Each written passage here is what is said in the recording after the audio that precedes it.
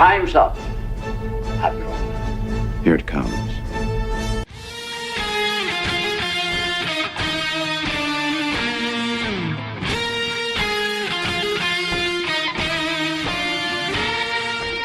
By the power of Grayskull!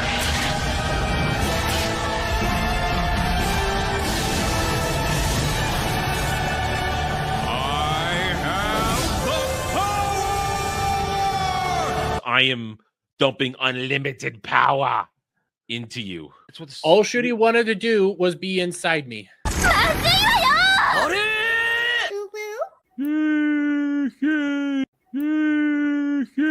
It was one of the first James Bond movies I watched, so I have a bit of a connection to it. And That's Dermot's excuse. I don't fuck. It was their first date, Adam. Shut up. I will stop bringing it up. I don't give a fuck what that wannabe VTuber cunt wants to say. Okay, let me have my moment.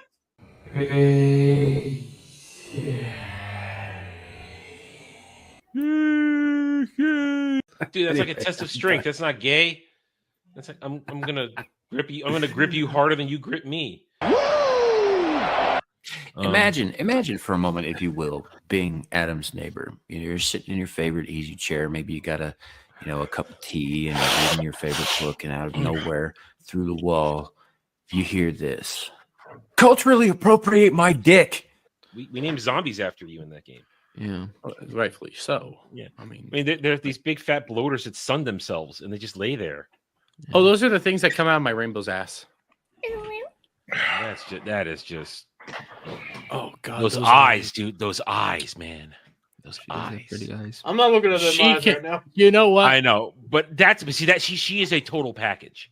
She is a total package. I usually think Ryan. I usually think Ryan is very cringe when he says this, but she can shit in my mouth. Whoa, Dermy! Why do you have to ruin this? What the fuck? Why Ryan says that shit. Fuck. Ryan says this shit. If Ryan jumped off a bridge, would you jump off a bridge? But you just for her, yeah. Would. Here we are worshiping this beautiful woman, and you're talking about German shit eating. I mean, come on. Listen. I will drag my ball sack. No. Listen. 100 miles worth of Shut the fuck up. Broken glass, salt, and lemon juice just to smell her farts. We're not on your goddamn stream. We're on Adam's stream. Wow, I am. Respect your man's house. You don't take shit in his goddamn fridge. I wonder what the championship belt would look like. Just like a big ass. It would be my penis wrapped around their waist.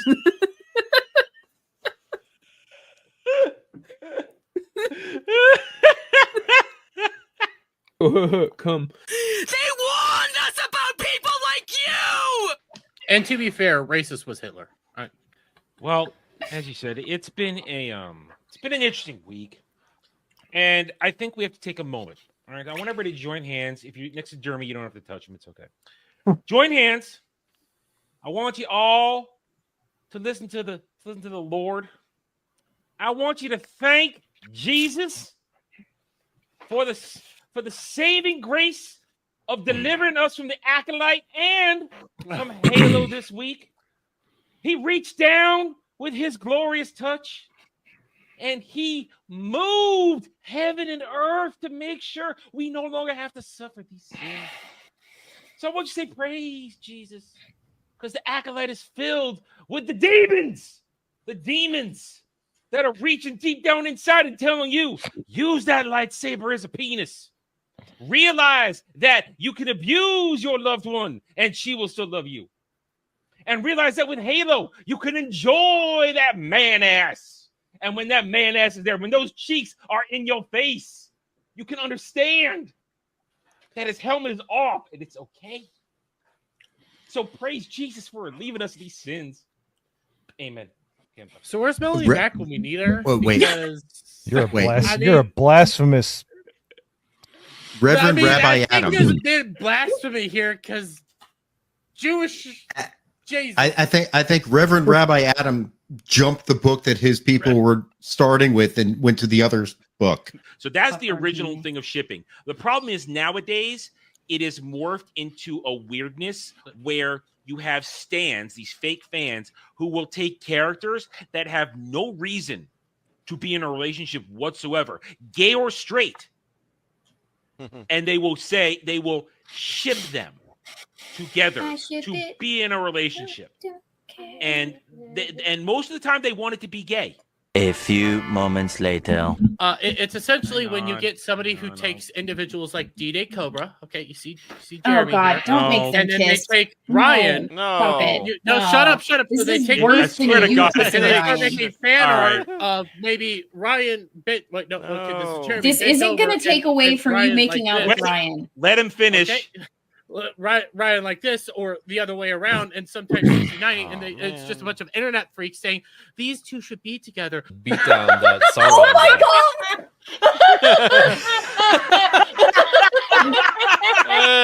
He can't control himself, Ryan. Okay.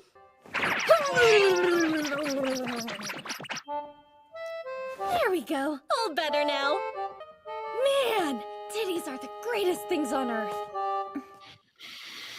Hello, everybody. Welcome to Mellow Mondays, which is also serving as part 2 of my 12-hour stream to keep on streaming, which we're going to because we blew past our target number thanks to the generosity of our friends and viewers out there. So StreamYards is taken care of for another year, and anything after that is gravy. So thank you one and all for the first 9 hours or almost 9 hours. So we're going to be going to roughly now 1:32 in order to complete the 12-hour lap. So Devil, you were there with me most of the time, either in the chat, the last bit. How you doing right now? I'm doing good. Yeah. Finally was able to catch up on, like I said, my sleep that I've been missing since the stream. Yep. I was starving. I just powered down some dinner. Feeling good now. Got a fresh batch of energy, and we've got a fun one here for you. It's going to be a usual Mellow Mondays. Although, of course, everybody's invited to make it more fun. You can always make us watch stupid shit. You know them rules. But we got some good stuff tonight. Sammy will be here at his normal time. Dermy will be here. Dermy's on his way home from work because he's working dumb hours right now because he can't help it. Dermy will be here because part of the grift today, Dermy said if we hit my target goal, he would eat one of his danger chips, one of those hot chips on Mellow Mondays tonight. So Dermy will be here and he will eat a nasty chip. And well, listen, I told you, Devil, I tried to give that boy an out because I know that his intestines and his a-hole are probably still very, very tender after Friday into Saturday. Yes, I'm guessing. But he said, I could do it. He said, I could do it. I'm like, well, okay. You could do it. You got it. And he's and in the secondary grift from Dermy, we've added 7 more burpees to the burpees tally for Vegas at the moment. 7 more. So it's been a fun day. We listen, I thought the day was going to go very differently. I thought I was going to play Suikoden for a couple hours and then I'd pull up some articles and we talk about stuff. But we essentially played Suikoden 1 for 8 hours. So we had a good time today. Everybody liked it. I said, you guys want to break into an article? No, keep playing. No, we're going to start sending you these super chats and start making new lore for you. Because, Devil, I've got new lore.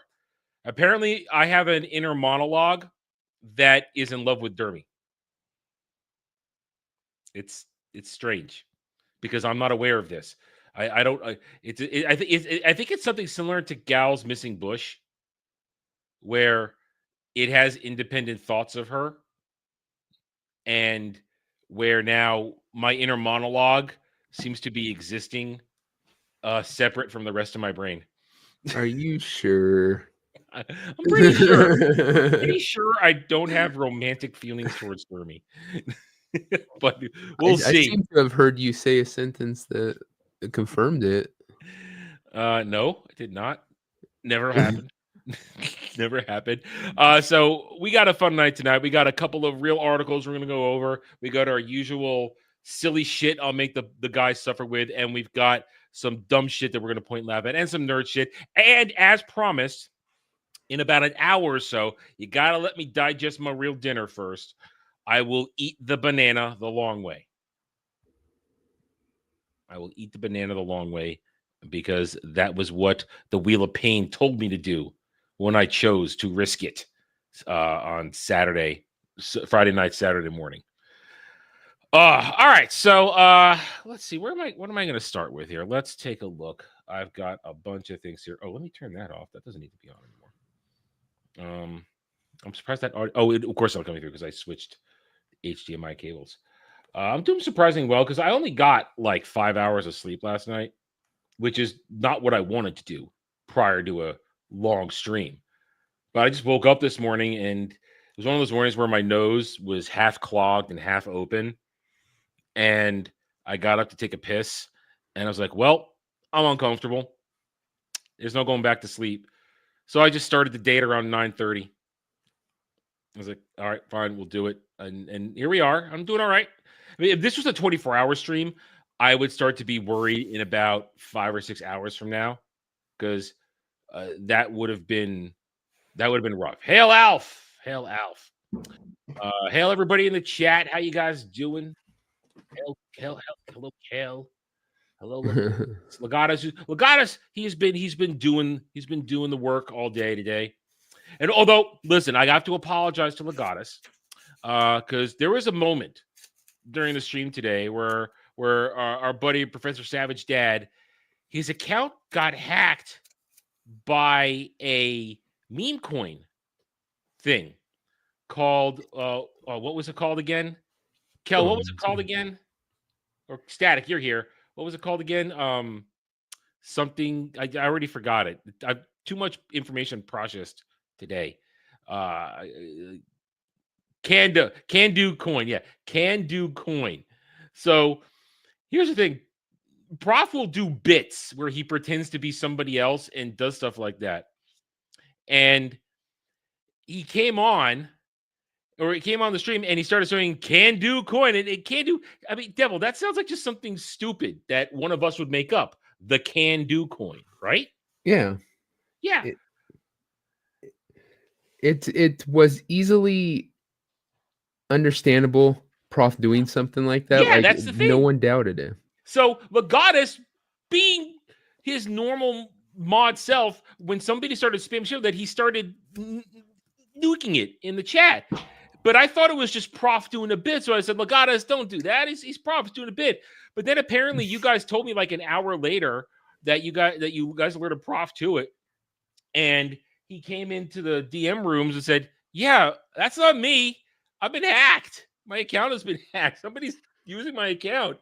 So it's a little nuts when a stupid bot meme coin bot can come in there, and because it's worded in such a way that sounds like the humor that we do with each other, that we thought it was just Prof doing a bit. I find that wildly, I don't want to say amusing, but fascinating, I think is the best thing. It's fascinating to me. And that happened. Samuel, you are free to play games. You don't have to stream Suikoden. You want to play Suikoden, that's fine. I'm Suikodened out for the day. Yeah. Between that and the person able to get into your Discord without your permission, between the Alf. two of those. What's up? What are you doing in Epic Mike's room? What are you doing there? Well, I mean, he was gracious enough to let me stream from his room this week, so All right. How you doing? I'm doing great. How's your 12-hour stream going? Good. Going fine. We blew past the mark. Yeah? What was your mark? It was 431 was the mark, and we're currently at 720. What, for donations? Yeah. Nice. Yeah. So StreamYard's taken care of for a year. Done. Nice. StreamYard's taken care of for a year. And if you're not aware, per the arrangement, I have to eat the banana the long way, right? Oh, my. You know about that? Oh, my. Yeah, so one of the things tonight is I'll be eating the banana the long way. I just pounded down my dinner, so I need an hour to get ready. But and then due to some co-grifting with Dermy, He's gonna come on. He's gonna eat one of his evil chips. Oh, here he is. Here he is. Nice. Hey, buddy. Hi. Hi. You don't have to do it now. You can settle in a bit. Yeah, settle in. I went a little bit, but also I got ice cream. So You just got home. It's okay. Just like, I mean, you could take, you sit for a bit because I have to wait to eat the banana the long way because I just ate dinner. So I also need a rest. I did also Yeah. just eat dinner. yeah, listen, yeah, no shitting around. You can take it easy. Don't worry. I heard So, I might have had to, if I agreed to it, I would have had to possibly eat 2. So congratulations. I don't know about that. I only made you. I didn't make you. I gave you an out. But you. I know, but I'm a man of my word. Yeah, maybe an out. So yeah. Yeah. Yeah, So I had it's 2 already. So it's been a day. It's been a successful day so far. We still got 3 hours to go, and we're gonna have some fun. And since you guys are here, since we have a panel here of like-minded individuals, let's start with this right here. like-minded individuals and me. Yeah, I Be came right. across this picture yesterday, and I thought, hot damn, this has Mellow Mondays written all over it. So we know that Pedro Pascal is a weirdo, right? Absolutely. Yeah, it's too early in the stream. Fabulous man. Yes. Fabulous man. So I didn't know Oscar Isaacs was a weirdo. Oh, too. I know what you're talking about. I just saw this earlier. I knew he was weird. I mean, dude. He's an interesting man. Did you see the article that came out about it? No, there's an article. Something I saw someone reposted it, someone in our circles, but they said that they're displaying the right kind of male, Fabulousness. male behavior. And I'm like, I responded with, "Huh, gay?" That gif. I look at this, and unless you're like a father holding a son or a son hugging a father, which is like That's the only time it's appropriate. Or a couple of brothers who maybe haven't seen each other for a long time. Like, oh, my brother, my brother. Or even another exception is if you have a bunch of military guys and one went through hell. Yeah. And you So, are wait, like, do you are Devil and basically I get a like hold like brothers. this? So no. Well, yeah, you But- go ahead. Devil, we're gonna hold like The- this over in Vegas. No. The only acceptable way anyone would be allowed to hold me that way is if I died and you're crying over my corpse. Nobody's crying. You're just Otherwise- smiling. So should I smile over your corpse? Yeah, You would, but no. dude, no one stands to Yeah, I'd be like, there's a free hole. Dude, a few years ago, we had a guy when I was still in the service, a guy in my unit that passed away, and it hit everyone in the unit really hard. And you had guys crying and hugging each other because of it. That's because they saw the shit, man. They've been in the shit. Yeah. These are two adult pretenders. One of them wearing a very pink sweater. Listen, Look at look at his hand, just touching listen. his finger. This is The- gay. It is gay. It's 100% gay. This is 100% what Devil and Dom do together every Friday night. But here's the thing, okay? Oscar Isaac kind of gets a pass because he's actually a good actor. I'm He's not got a tired man of bun seeing right his there, though. movies. He's got a I man know bun he's right there. he. Listen, he takes it up the pooper. It's a what it is. ponytail. But he takes it up the pooper. It is what it is. Well, both these guys go to Dermy's glory hole, so No, it's they're surprising. they're, on the They're his regular customers. they're not Yeah. customers. They're employees. they're not customers because he doesn't charge them. Yeah. Well, that's It's a- because there's nothing to charge for. They don't got nothing. They're so beta. But Oscar Isaac is still just a good actor. So I He's a I good find it actor. Isaac is a hard. good actor. I will agree to that. I'm not tired of seeing him in movies. I'm tired of Pedro. And Pedro, well, there's some things I could say, but it would get your channel nuked. Yeah, let's not do that. It's been a good day. But I mean, I saw this and I just thought to myself, how in any way is this a good look? It's not. Because Well, it's a listen. Sad. I'm gonna keep this picture. I'm gonna incorporate this into Fantastic Four baby step thumbnails. It's just so easily clipped out. You're gonna have these guys holding themselves in front of all different types of shit in the background now. Yeah, it's a very easy to remove the background. It's nice and simple. Very easy. Yeah. Like what Samuel just said. Yeah, what? Oh, she might be here tonight too. She might be here. So we'll remember that one.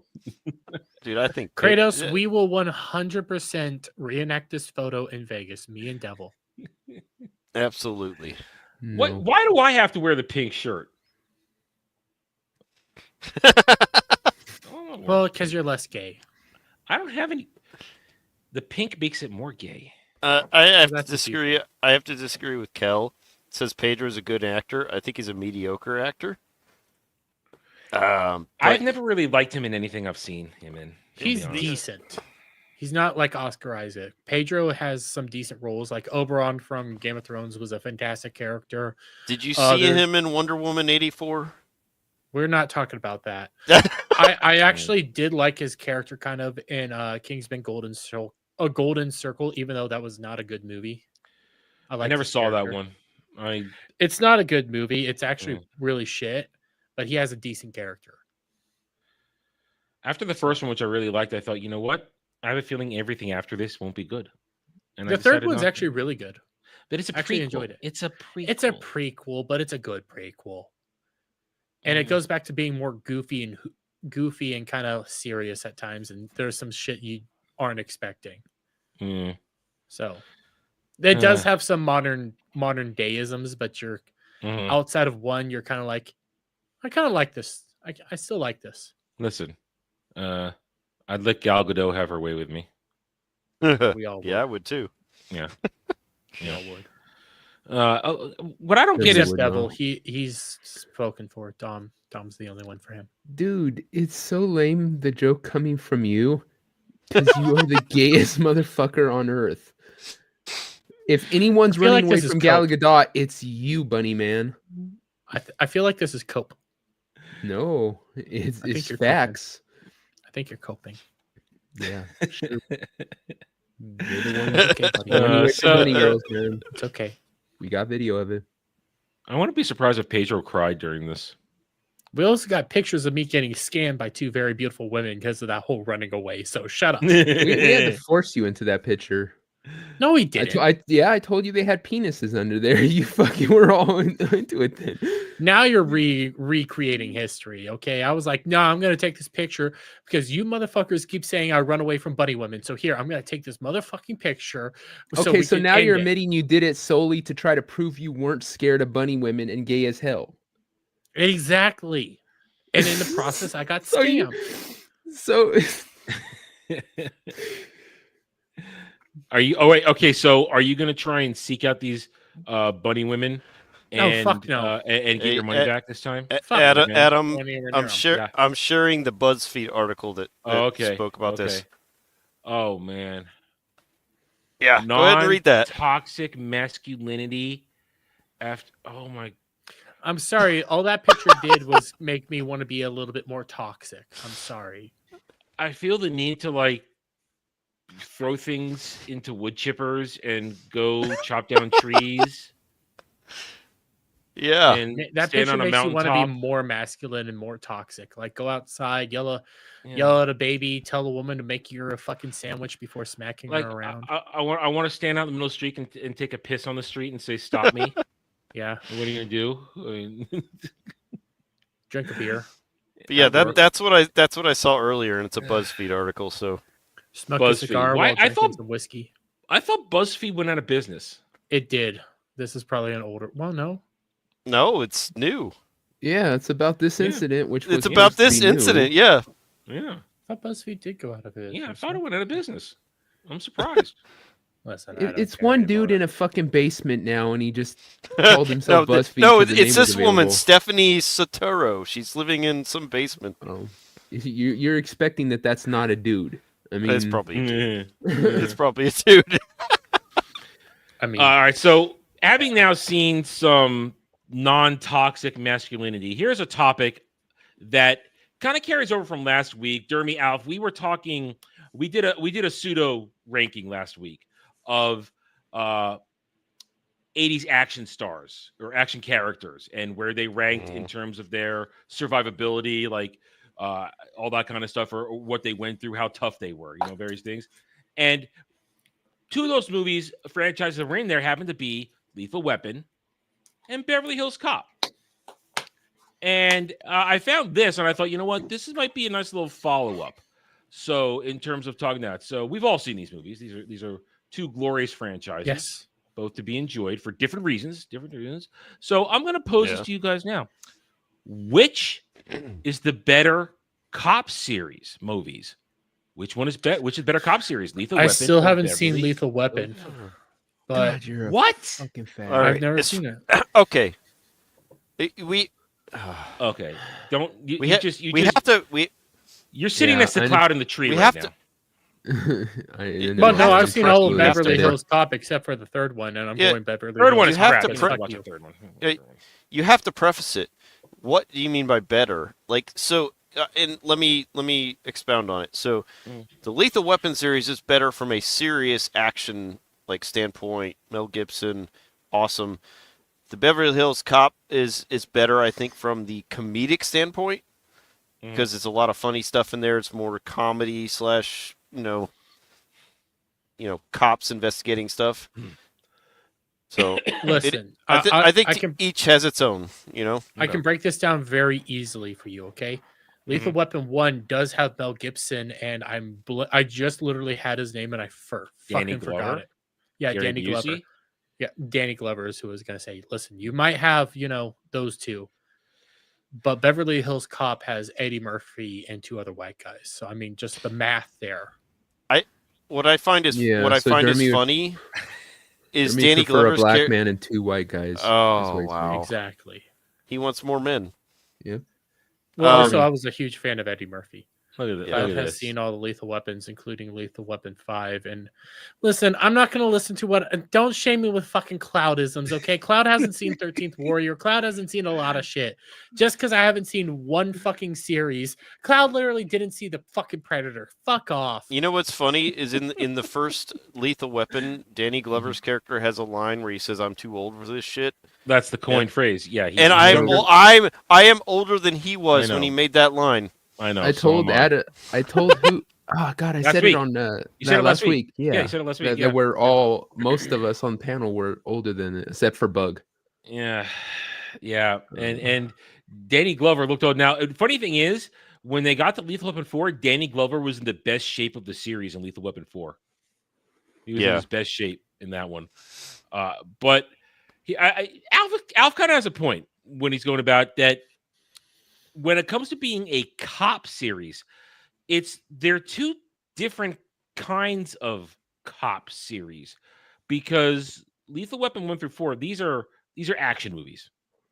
These are action movies. Big action set pieces, a lot of explosions, gunplay. And there's gunplay in Beverly Hills Cop, but it's usually only a couple of spots, and mostly in both the two movies, only two that matter at the end, where there's a large fight at a house, or in terms of the second one in the oil fields. But I would say they also deal with sort of like different things, because here's the thing: in the Lethal Weapon movies, it's as you go farther on, they're less trying to solve mysteries than the mysteries are right in front of them and pulling them in, and in the two Beverly Hills Cop movies that only they count, Axel Foley is literally trying to solve mysteries or figure it out and doing cop work. There's more cop work in Beverly Hills Cop than there is in Lethal Weapon, I think. Is that fair? I agree I with wouldn't that. say 100%. Okay. All right. I mean, because they're. I would say like he does a couple things, like he does the credit card on the door. He does where he gets the fingerprints using the thing. You could say he uses techniques like that, but in all the movies, they're solving big crimes. In the first one, they're solving who the girl, how she died. Mm-hmm. In the second one, they're solving how the people who are killing cops, the Cougarans. They're still solving crimes. They're just not doing it in littler kind of things. Like they don't fingerprint or whatever. Well, I mean, yeah. Here's the thing also, and I think this came up last week in our discussion about the different characters. Beverly Hills Cop, there's no character journey in those movies. Axel Foley isn't going through anything. He's just trying to solve the crime for whatever reason, whether it's the murder of his friend or the attack on the captain in the second movie. Trying to figure out what happened here. Lethal Weapon, all 4 movies are. It's literally the story of a man, Mel Gibson's Martin Riggs, trying to heal his broken brain and heal himself from the trauma of the loss of his first wife. And Danny Glover getting over the fact that he's getting too old for this shit. And the fact that no matter what he does, he keeps getting pulled deeper and deeper into the craziness surrounding them. So I would say there is way more character work in the Lethal Weapon series than Beverly Hills Cop in terms of character depth. Because Axel Foley's, as fun as Eddie Murphy is as Axel Foley, he's a very simple character. There's not much to him. Yeah. And in Beverly Hills Cop, the best acting comes from Eddie Murphy. The other ones are good actors, but they're nothing that Oscar-winning acting. It's just they're doing an easy part. Yeah. With Lethal Weapon, both Danny Glover and Mel Gibson play those roles perfectly.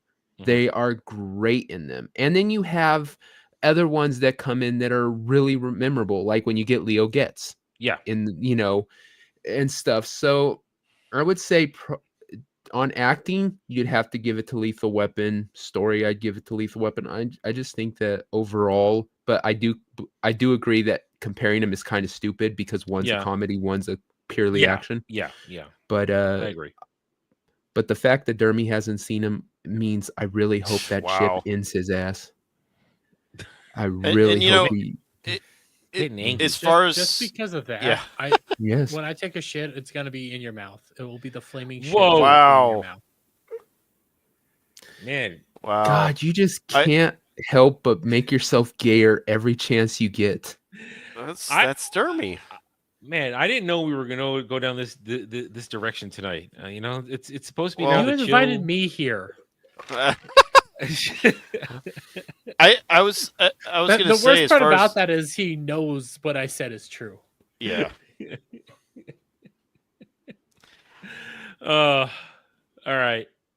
One last thing I was going to say between these 2 movies, the reason why I like the Lethal Weapon better is that it is more of a buddy cop movie. You got it is the buddy cop working movie. together. Exactly. It is the real first buddy cop movie.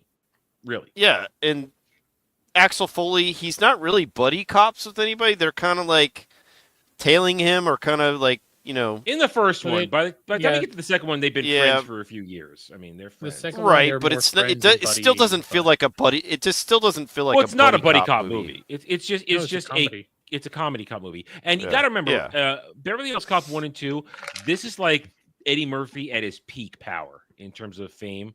Yeah. Where Eddie Murphy movie put butts in seats at that period of time. But so did Mel Gibson at the time too. I still like Eddie Murphy movies. I like them. I mean, I like the ones. There's a certain cutoff point for me. I'm actually a fan of Haunted Mansion with Eddie Murphy. Eddie Murphy's not the same as he was, like in the '80s, or he's not the same person. He doesn't have the same. He's now, to his defense, he decided to clean up a lot of his act because he wanted his kids to be able to watch the stuff that he makes, which is, I guess, kind of respectable. But Eddie Murphy wakes up every single morning and goes like, if I just waited a few more years to get caught with that tranny, I would have been a hero. I think the last modern day Eddie Murphy movie that I can say I enjoyed, and that's not saying I want to own it, that I didn't find annoying, was Daddy Daycare. That's fair. I like Daddy Daycare 1. The rest of them I didn't see the second one. I didn't see the second one. I always saw Eddie Murphy's the first one was the first one was okay. I didn't hate it. It's a fun little romp, and it's kind of charming. It's funny in terms of like the disgusting things children will do, and when dudes aren't prepared for it. That's I why recently it's rewatched it, and like the message behind it is actually really wholesome.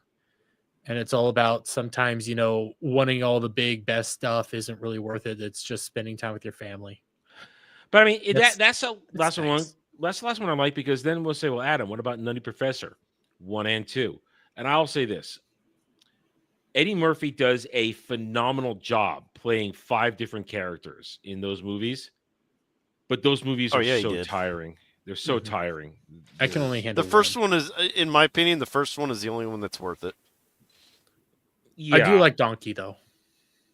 I don't like. All right, I said this last week. I think it came up at some point. I don't know if it was. I think it was a different show. I think it was Ballbusters. It was Ballbusters. Yeah, I don't care for Shrek. I never really have. That's fair. I like them. Shrek 1 through 3. The fourth one can. I saw the first 2, and I was like, you know what? I'm done. I'm out. The first one was the first one's good. That's where I was like, okay, this is a good concept, but they went crazy with it. They started having fun with it. The third one is like it's still tolerable, but it's not as good. The fourth one, you just don't bother. Just don't.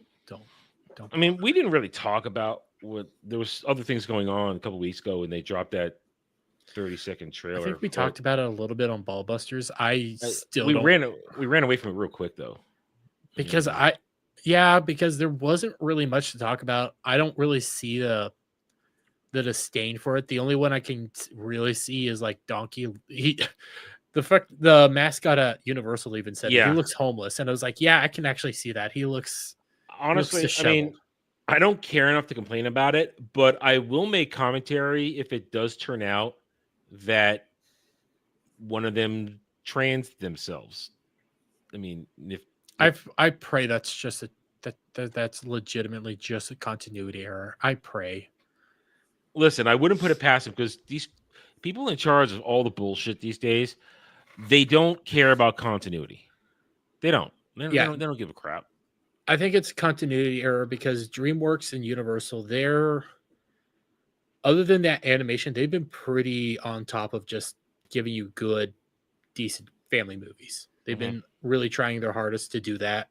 So they don't really put any of the message in there. They just try to make you have a fun time. So that's why I don't think they're going to do the whole transing thing. I think it's just a continuity error that they fucked up on. So that is a fair enough take, because as much as, I mean, here's the thing, we are all so hypersensitive on all that shit that I want to hang on, Samuel's here, but I want to make sure the shitternet's there. He is. Okay, he's up. Hi. Takes a second to load in. Yeah, I wanted to make sure. How you doing? I'm doing okay. I'm not really okay with being older than Mert, but I'm okay. But as I was saying, compared to other things, because we're also hypersensitive, Universal generally doesn't push that shit so openly. So if it is a continuity error, I'm willing to give the benefit of the doubt. Also, because I don't give a shit. That's the also thing. I don't care. But I'm giving them a little bit more of a benefit of the doubt kind of thing, because I still watch Universal's kids movies. They're all just fun little romps. They're not that bad. There's something to turn on, and you're like, you know what? I enjoyed that. Well, we all enjoy movies, and this might now the same is here. We'll go to this one now too, since we're staying in the realm. Oh, you're finally going to give your opinions on Freedom? Not here. That's a different show. We're the only two that care about that here, so it was good. I really liked it. I'll say this, and we'll carry this on in a different time, different show. I really enjoyed it. It is the ending that it's as good an ending as I can ever hope for this many years later. But my God, they butchered every name that has been used for 20 years. They changed everybody's pronunciations of the name. So that was a little frustrating listening to it. And I get the feeling that this was originally supposed to be a full season of shows, because I could see in a couple points where a couple of the plot points were really rushed. Because I could agree essentially with that. the movie was 2 hours and 5 minutes, which means it's essentially a 6-episode arc, is what it was. And I can see, and you and I will talk about this more at some point when we really roll Can I out get- talking Seed and Destiny. But let me finish what I'm saying. There are, I can think of like 2 plot points. I'll say Kira's breakdown, eventual breakdown, plus Lacus's mom and that backstory. I feel like that should have been a whole 2 separate arcs in a season. It felt obvious. All right, go ahead. My only question is Millennium, yay or nay? Oh baby, I mean, that's a beautiful ship. Oh, It combine. It's like a combination of the Archangel and the Minerva. Yeah, that's why it's my favorite.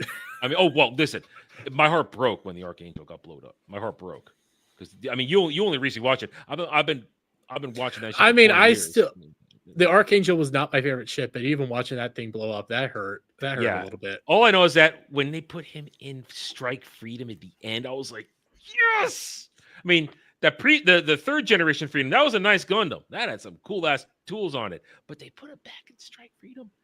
And I just gotta say, the Lacus fan service in the final 20 minutes. I sent you that screen cap. I was like, oh, when I that first was saw some.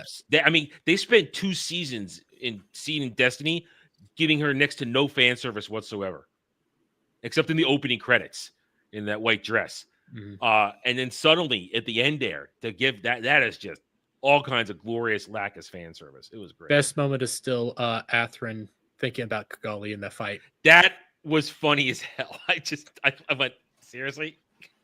It was glorious. As I said, it's as good as ending as one's gonna get, and now it really is over. I mean, it's over. That arc is done. That series is done, and I felt very sad that it was over. Even though I enjoyed just about I want 85% of the movie, 90% of the movie. So What are we talking about? Gundam? yeah, as a Gundam Yes. show. I need to get into Gundam. You should honestly. You should. You should. You I would just like need it. to know where to start. Oh, we'll give you advice on that. Watch Yeah, shoot me Seed. in DMs. Shoot me where I need to start. Watch Gundam Seed. Actually, I It's a would say decent Wing start. is easier to get into than Seed. No, Wings I mean, aged poorly. Gonna It has that. aged poorly. Go back to Macross. Well, Robotech Macross, that's totally different. I mean, that's I was Is it I was though? big into Robotech. Oh, You would- Robotech, you would I got probably- it right there. I got it all right there. The reason why That's I'm where suggesting that's where I got into mech stuff and I'm- yeah. It I'm was my first suggesting Seed Japanese because animation. it's just Universal Century redone, and it's a whole lot easier with to a get few into. twists. You got to be Yeah, with different twists. There's different dual things. protagonists, Mhm. shifts, and then Destiny with its reversals. And I just want to say, I mean, I love the movie last night, but they made me root for Shin, and that hurt a little bit. You got to understand after that hurt a little bit. It's like, man, you make root for Shin. You would, Damn it. Alf. I think you would like out of all of them. I think you would like Seed. It's And my then favorite. you you could probably go back and do like Wing, like Universal so- Century, tap in some of the other stuff. Well, Yeah, here's so, the thing. So No, go ahead. I was just say, so knowing that I'm a big Robotech fan, I loved that as a kid. Mhm. So that's why I think I'd be suited for Gundam. Oh, 'Cause it's very yeah. similar in many ways. Legitimately, anybody can be suited for Gundam. There's so many different Gundam Yeah. series that will hit just about anybody. If you want like a hardcore war story, there's even like a Universal Century storyline based on the Vietnam War, or Korean War. Okay. It's basically it deals with a lot of the same themes and stuff like that, and it's super. It's really good. MS8. Yeah, That's a really MS8 good game, yeah. one. Yeah, I mean, so there's a lot to get into, and I would say there's a good chance. I mean, we're going to talk it over. We've already mentioned it that when we get to Seed and Destiny, we'll spend about 5 months doing just that for Anime Odyssey because they're both 50 episode seasons of 49. Seed is 49 if you take out. They're like 49 if you take out the recap episodes. Take those out. So essentially 100 episodes, but they're semi neatly divided in the 25 area. So we would do half of each story for a month, and then spend the final month going over the final movie. So we're there's a good chance we might do that this year. There's a good chance. I kind of want to. Yeah, I mean, so do I. I mean, because because I had a great time. Now it's going to be a long time before I rewatch it all, because now I just power watched it in about a 3-week period. So, but I'm satisfied and I'm happy, and I got just about everything I wanted. And I'll say the battle animation was glorious in the movie. So quick too. So quick. I also like how the CGI Gundams actually made it feel like they were bigger. And actually, it felt like everything had a true size to it. That's what I liked about it. And my only thing is just like, I don't know why they couldn't. I know they couldn't possibly get all the same voice actors back, because it's been 20 years. But Yuri Lowenthal is still active. I don't know why they couldn't get him to reprise Kira. I don't understand that in the dub. That doesn't make sense to me, because that was jarring. Because I just finished watching Destiny, which had all the same voice actors from Seed, because they made them only 2 years apart back in the 2000s, and it was jarring to have literally everybody sound different for me. So I was like, it took me about 40 minutes to adjust to it. But so we're going to table that, so we don't want to go too weeb on this. It's not what we're going to do that. But yeah, we're going to get into it. So, but going back to movie discussion, I found this one, and I don't know how much this is going to generate argument, but it may, because it's a choose one. It's a choose one, and most of us here, I think, can have an opinion on this. I question Dermy on that, but best 1986 movie from this list. Ooh. Oh wow! I'm going to read them off now. We got Top Gun, Karate Kid Part 2. This time it's for real. Back to School, Aliens, Star Trek IV: Voyage Home, Ruthless People. I guess it's a horror movie, Trick or Treat. Wraith. I've seen it. One Crazy Summer. Cobra. He's the Year of the Disease. He's the Cure. Howard the Duck. Heartbreak Ridge. Iron Eagle. Maximum Overdrive. Rocky 4. Three Amigos. Stand By Me. What is that? Friday 13th? I can't see what part that is. Part 6. Jason Lives. Okay. Jason Lives says right there. Okay. Spies Like Us. Ferris Bueller's Day Off. Big Trouble in Little China. Short Circuit. The Fly. Armed and Dangerous. And I can't read that. Some ladies movie. Ginger. I don't. Yeah. That's one of the. That was a good year for movies. Holy crap! I mean, you look at this now. There's only like 3 movies on this list I've never seen. Yeah, I already know out of all of those, like there are a bunch of really great movies on there, like Alpha's saying. But the for me, I know what the best one is for me.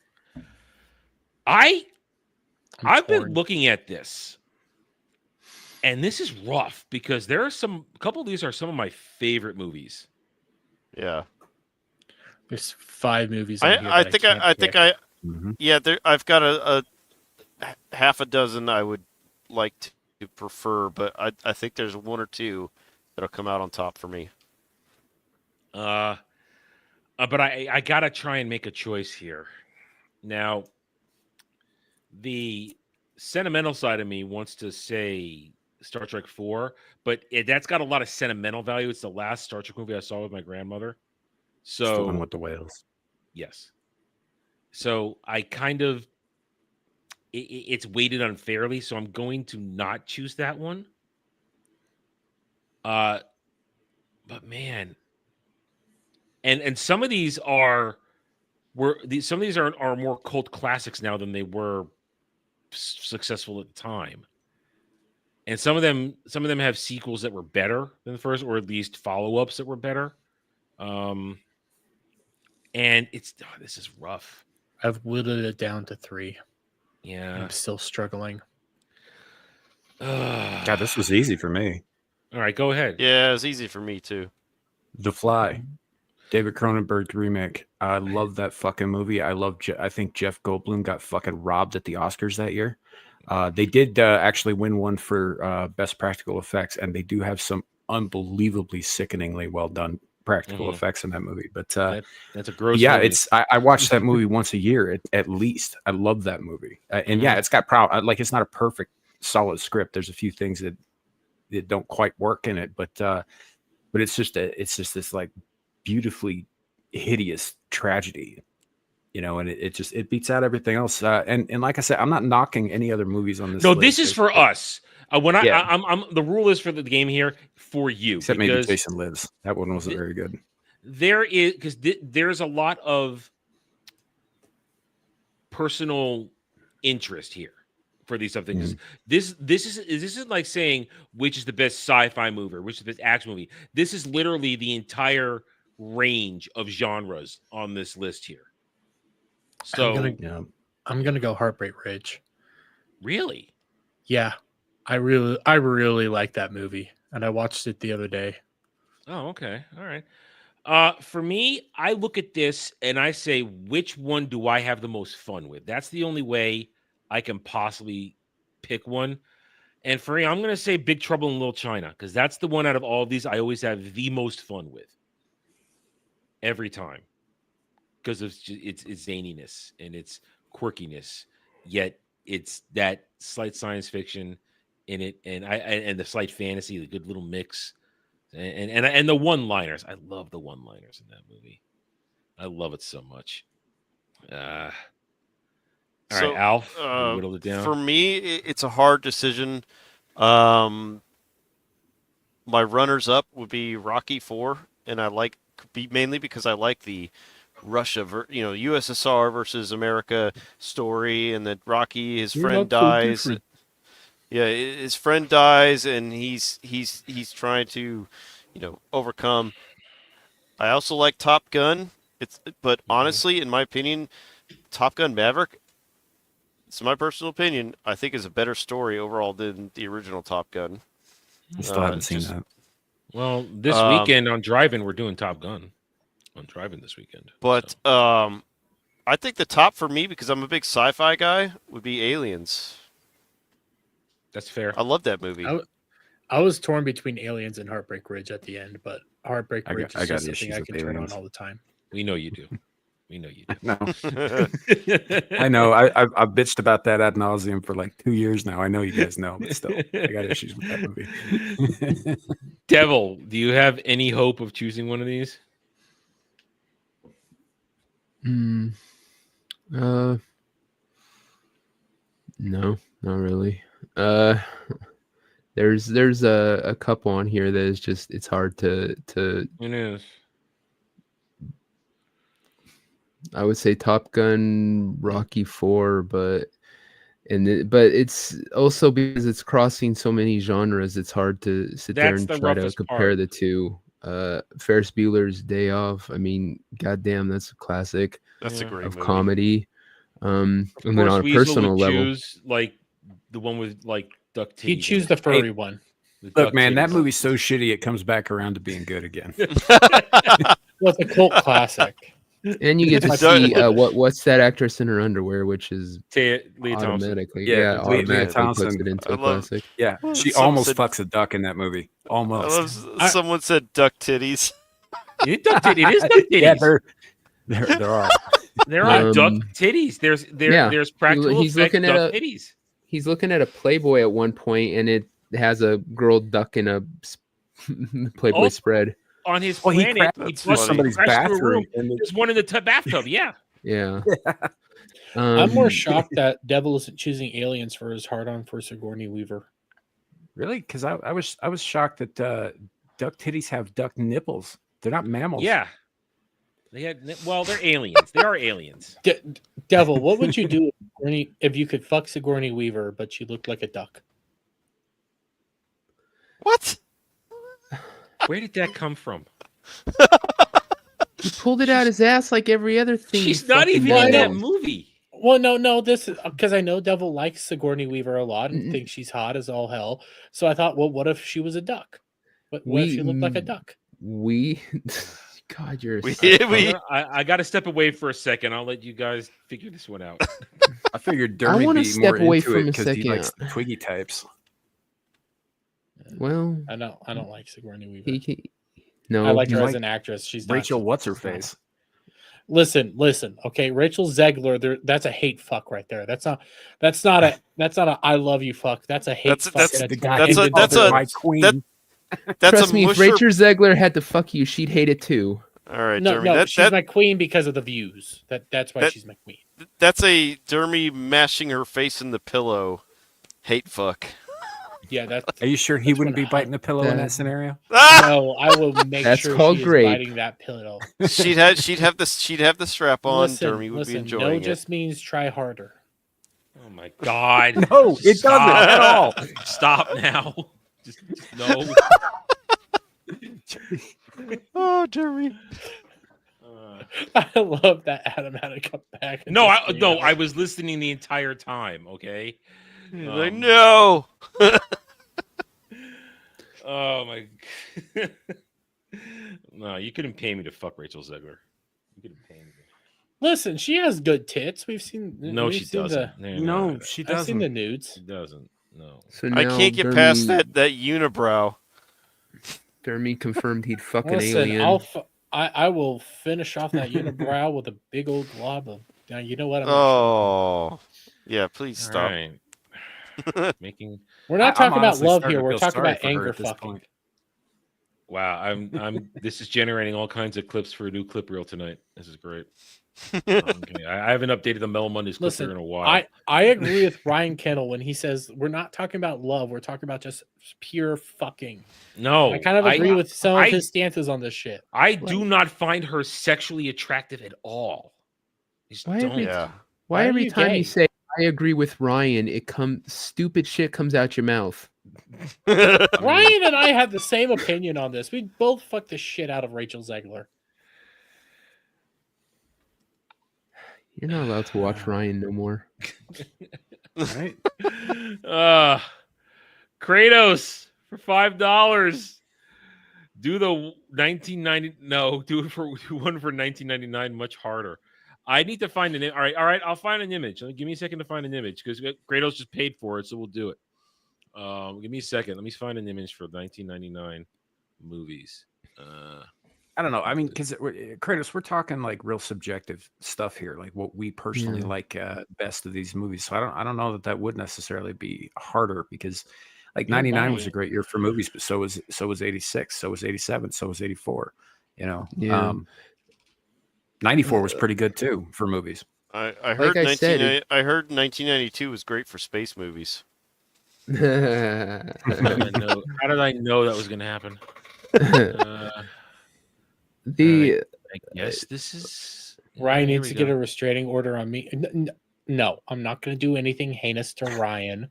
I just agree with a lot of his takes. This is plushy. It's shocking. Well, listen. The plushie is. he won't. I've only kissed the plushie. Okay, the one that I violate is the J one. He won't do anything to Ryan because Ryan's faster than him. Ryan trips. Different story. So wrong. Listen, I don't need to be fast. I don't listen. Okay, a crowbar can take care of that. Dermy's sitting over here like he's got to sleep sometime. It's what was that? What was that a skater with the ice skater with the crowbar thing? Tonya Nancy Harding. Kerrigan, Yeah, right? yeah. And Tonya Tonya Harding. Harding. It'd be like that, except Ryan won't want to admit what happened after he was clubbed in the leg. All right. Dude, I was rewatching Blue Mountain State the other night, and I got to Rise of Thadland, which was that ridiculous movie they put out to kind of cap things off. And there's a bit where the mascot Sammy is tied down to a bed waiting for this chick to come and peg him, and the actual mascot, the goat, walks into the room and just starts going at it. And he's walking out later, and they're just like, "Hey, have you seen the goat?" And he's like, "Nope, haven't seen him. And he's like walking all fucked up. I haven't watched Blue Mountain State in a long time. I never finished it. I got onto the final season. Sammy wanted to get pegged. No, well, he was agreeing to it because the chick who wanted to do it to him was hot, and he wanted to fuck her afterwards. Yeah, You know, no. that actually sounds about right for Sammy. Yeah, no. All right. All right. So I got this. I think this is the best compilation image I can find. And there's way more movies in 1991 than there were in that 86 one. This is a lot. And Wow. again, this is it's the entire Shit, I swath haven't of seen genres. Xenon in forever. But a lot of them are shitty. Yeah, there's not good all right, ones. So you had Varsity Blues, which I actually recently watched that like a month or so ago. That's still a good movie. It's a good football movie. Good movie. I only ever remember one scene in that movie. Yes, I know which one it is. I know what you're going to talk about. Allie Larder in the whipped cream bikini. Yeah, well, in Landman, she actually does get naked. So, hey, good. I was too old to watch Xenon. Xenon. I was too old for that, so I did Everyone not I saw watch it. that. It's decent. It's not great. It's decent. She's all that. Hacky sack. Hack. Oh. If I didn't have such disgust for Freddie Prinze Jr. at this point, I could probably rewatch that movie. Telling you, he's going to become the president of Lucasfilm. No, we're not doing that now. We're not doing that now. Well, this is before we all found out he was going to spend the rest of his life keeping his balls in Sarah Michelle Gellar's purse, though. Mm-hmm. Yeah. Payback, a Mel Gibson movie. That was a good one. Payback was good. Yeah, That's I a like good that one quite a bit. It's a good one. I've Message got in a 3 minutes. Bottle. Go boil an egg. Message in a Bottle. I think I've seen that. Never heard of it.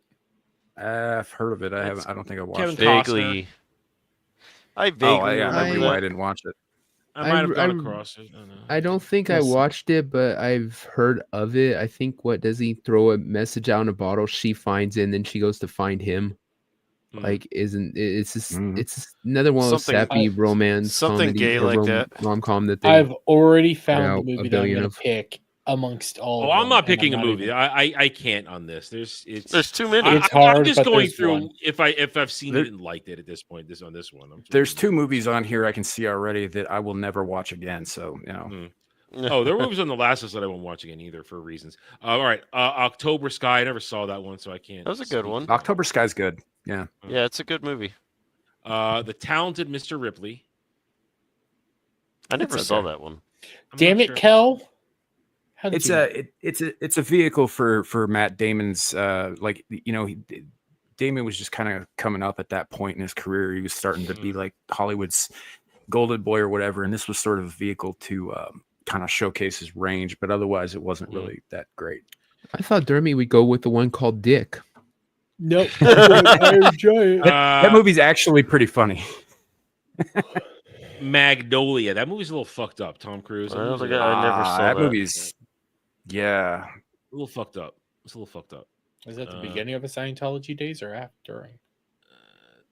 Somewhere in there, I don't know. It's a weird movie. It's a weird movie. Not one of his best. Matrix, like original Matrix. We talked about that. That's a classic. Only one that matters. Yeah, we talked about that on Get Ranked last week. 10 Things I Hate About You. I really do. Oh, I always enjoy 10 Things I Hate About You because I love Shakespeare adaptations. And this kind of introduced America to Heath Ledger. This movie did. It's not his first movie, but I think it was one of the first ones he did in the States. Mm-hmm. Well, he had done a couple of shows, like he'd done Roar, and Roar was good. Roar was good. That should have gotten more than one season. But yeah, I really like because it's a great adaptation of Taming of the Shrew, so I really enjoy it.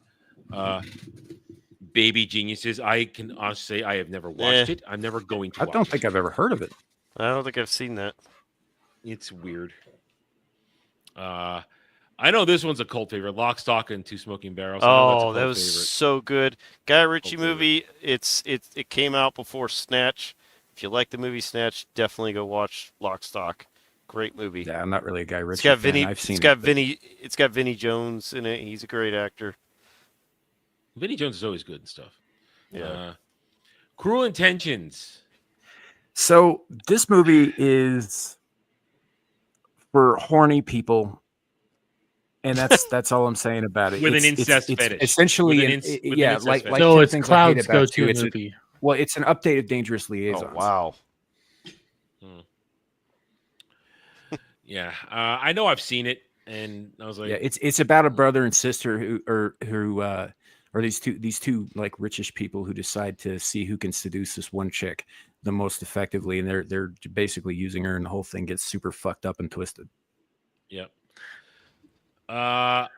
Analyze this. I despise that movie. I despise it wasn't very anything Robert De Niro does at this point. Anything Billy Crystal does, I tend to like. So I don't dislike even though Robert De Niro's an asshole.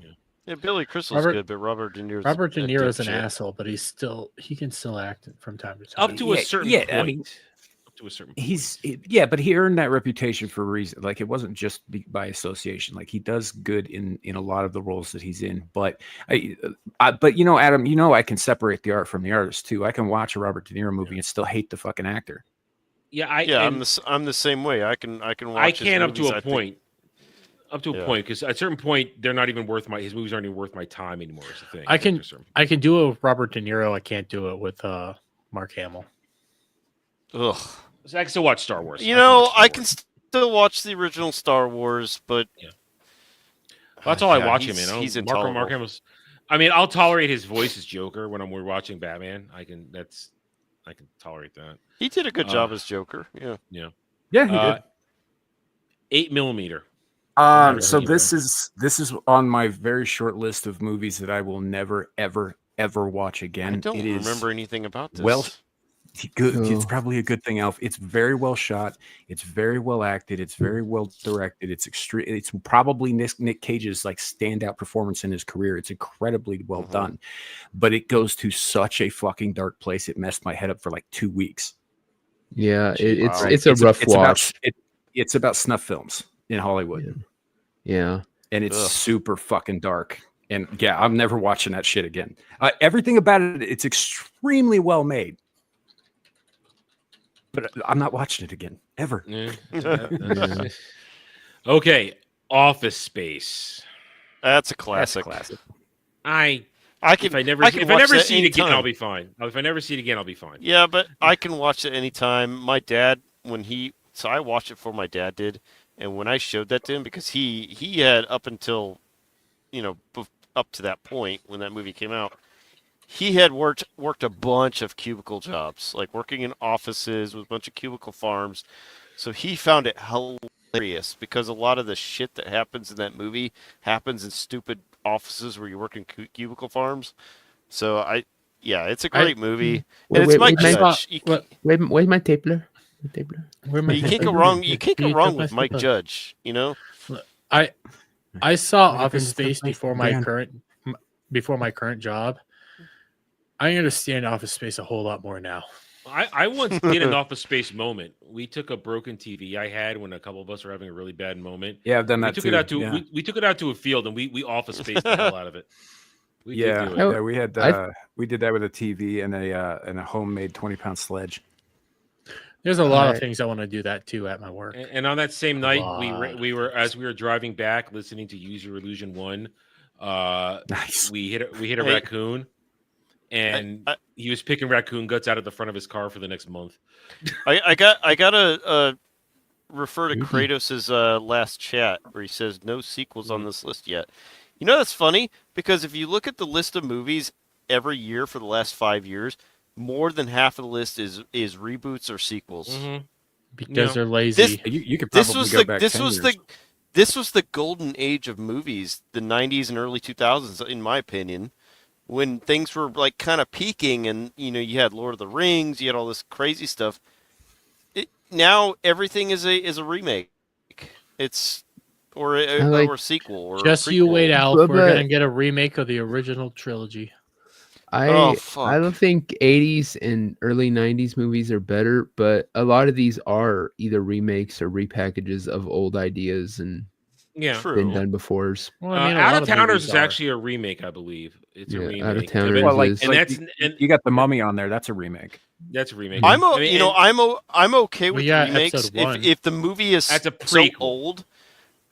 If the movie is so old that it's doing a remake would actually be good for it. But and if it's well done, movies. Right? Yeah. If it's well done, like The Mummy, I mentioned it's a remake, but it's still like the it's fabulous version is far more entertaining than the original one with Boris Karloff, and I love Boris Karloff. Oh, absolutely. All right, so moving on. So Out of Towners, that there were better Steve Martin, Goldie Hawn movies out there than the Out of Towners. That was one of their best pairings. Go, I don't know that one. I recognize the picture, but I don't know it. You had to be high to enjoy that one. Go is about tweakers. It's a movie about ravers and tweakers. The only thing that stands out to me, essentially, it's a bunch of different. It's like a vignette of a bunch of different stories all colliding at different points in the same night, kind of thing. Yeah, it's ensemble cabs. Yeah, it's just one of those things where it tells the same story from different perspectives and intersect kind of deal. But they're all high. Timothy Oliphant plays a drug dealer memorably, I might add. He's very, very entertaining in this movie. But otherwise, like Brittany Murphy's in it. It's oh goddamn, she was so. It's hot. if you're not into drug culture, it's really not that good. But if you are, it's on the nose. All right, Never Been Kissed.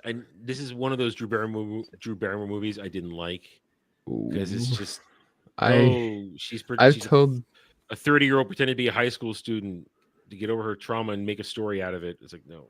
I've told the story before, but I had a massive crush on Drew Barrymore at that time period. Not so much now because she's become a insufferable bitch too. Anyway, but I did acid, a shit ton of acid, in fact, and I was tripping out. My friend, we were drinking orange juice. We went for a walk around the block, saw a bunch of shit on the street that we thought was real, but probably wasn't. Got back to the house. He lays down on the couch and starts tapping his leg. And there was a plastic grocery bag at the end of the couch. And so it kept crunching every time he tapped his leg. And that set off my trip. So then I fucking freaked out, got underneath a blanket because for some reason I thought I would be safe. And I stayed under there for like a ridiculous amount of time till they finally coaxed me out by putting on a Drew Barrymore movie and saying that she was hot and come check this out. And it was Never Been Kissed. So, did she talk to you? No. Okay. Life, a boring fucking movie. It's boring. No, I disagree. Like I think you fell for the same trap that everybody else did, which is why this movie didn't do very well. Is everybody assumed because I saw it years later Eddie Murphy that it was going to be a comedy. It's not a comedy. It's a drama. Yeah, it's a drama. I saw it and years later on TV. I didn't watch it when it came out. I saw it. It had funny moments, but the story was about these two friends that get locked up, and if I'm remembering the right movie, but they go to prison, and it's like a work farm thing. It's not like hard. Yeah, but they get old together, and it's not a. It has funny moments, but it has a happy ending. It has a happy comedy. Ending. It does have a happy ending, but it's. I think it was more. It had the tear. I didn't say I hated it. I times. just think it's boring. You're boring. No, shut up. Black Cool Hand Luke. All right, Entrapment. Only thing anybody ever remembers about Entrapment is Catherine Zeta-Jones' ass and her ass sticking in the air. No one knows anything else about this movie. That's all anybody knows about this movie. I remember the movie. The movie was okay. It wasn't the greatest thing ever. I will get okay, cancer for Catherine Zeta-Jones. Good. Well, that's funny because her husband did. Oh God. Exactly, Sam. That's why I'm willing to do it. We're gonna mention it. The Mummy, fantastic. I love this movie. I love both movies because there's only two of them. All right. No, there's a third one. It's all about China. No.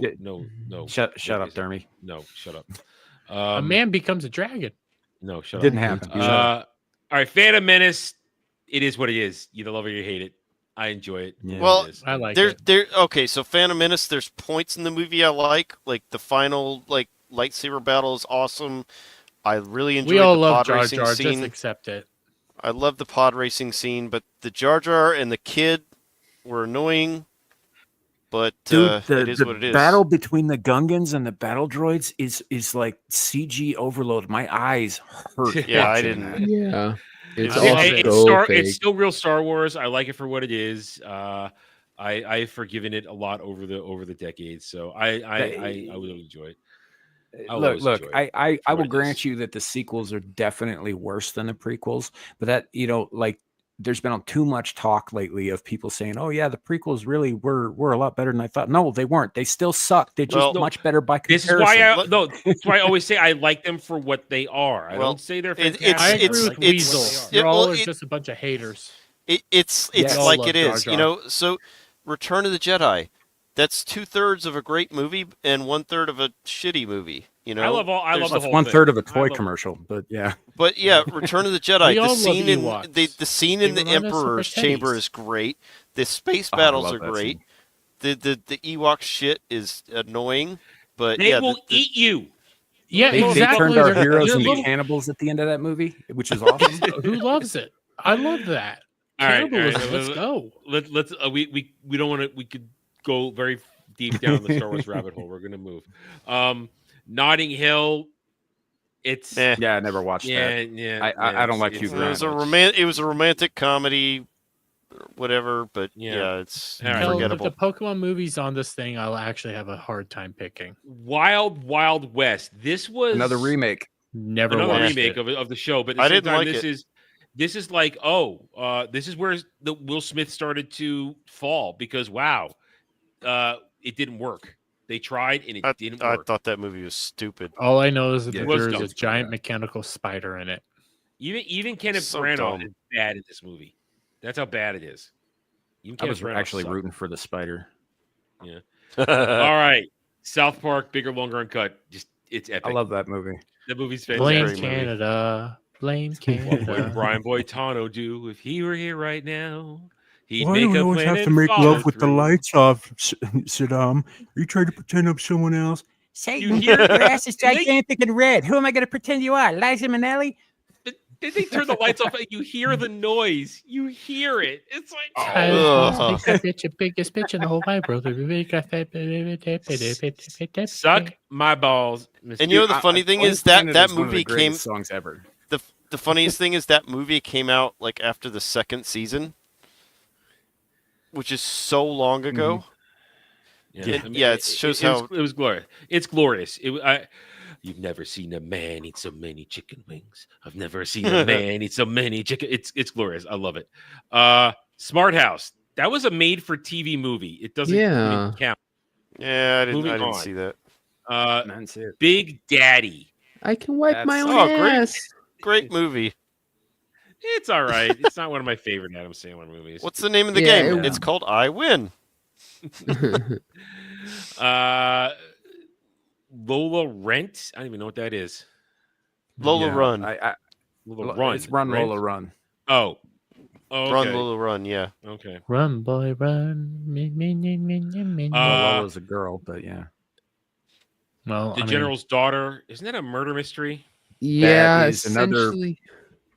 Never gonna watch. I this do shit remember again that either. one. It was a decent. It's like Yeah. it's a mystery / crime thriller. Movie. It was It's- ended it's up pretty being good. so bad. Like like the outcome. Yeah. Just What happened to the General's Daughter was so fucking awful that Oh, it yeah. was really off-putting Yeah, Mhm. another hard in watch. terms of enjoying the rest of the movie. I kind of want to watch it now, just for the misery. Tarzan, the final pretty good. Renaissance Disney movie. That is a really fucking good movie. It's a good movie. It's a good movie. I enjoyed it. Yeah. Yeah, it's a good movie.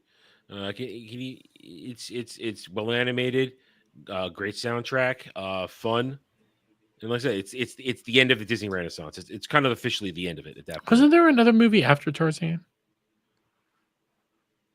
Yeah, but that's when it wasn't Renaissance in Disney anymore because you're out of the '90s. So, Austin Power, the spy Oh, who yes. shagged me. Yes. That was a great movie. Absolutely awesome movie. Second I one liked all fine, they three of didn't the need the Austin third Powers one. movies. Here's the problem. I like the first one. The second one's okay. I have a very bad memory tied to the third one because I went to see Yeah, it. the third one's not that great. The thing is, I went to see it, and then I went to the mall to buy Grand Theft Auto 3. And when I pulled out of the mall, that was the day where I was driving a very large station wagon that had the turning radius of a tank, and I caved in some woman's car door in the parking lot, and then I ran away. And somebody had been watching me and wrote down my license plate, and the cops came to get me. And it turned out that she wasn't just a woman; her husband was a cop, and they treated me like I was the second coming of Hitler. And I had to go to court and everything. I had to go to court and everything to get out of this. And I mean, I was guilty of sin, but I mean, I freaked out. I was a kid. I freaked out and drove away. But that was the day I went to see Goldmember. So there's just an association with that movie that sours my entire period on that. So. I can't get over. Yeah, but Goldmember was. I can't get over you being treated like that. But here's the thing. Here's the thing. I go to court that day, and I had a lawyer and everything. And there was a dude who was busted for possession and dealing, and the Commonwealth attorney just sits there, says nothing as the judge as it goes over stuff, and then it's my turn. He stands up and goes at me like I ran over somebody's baby.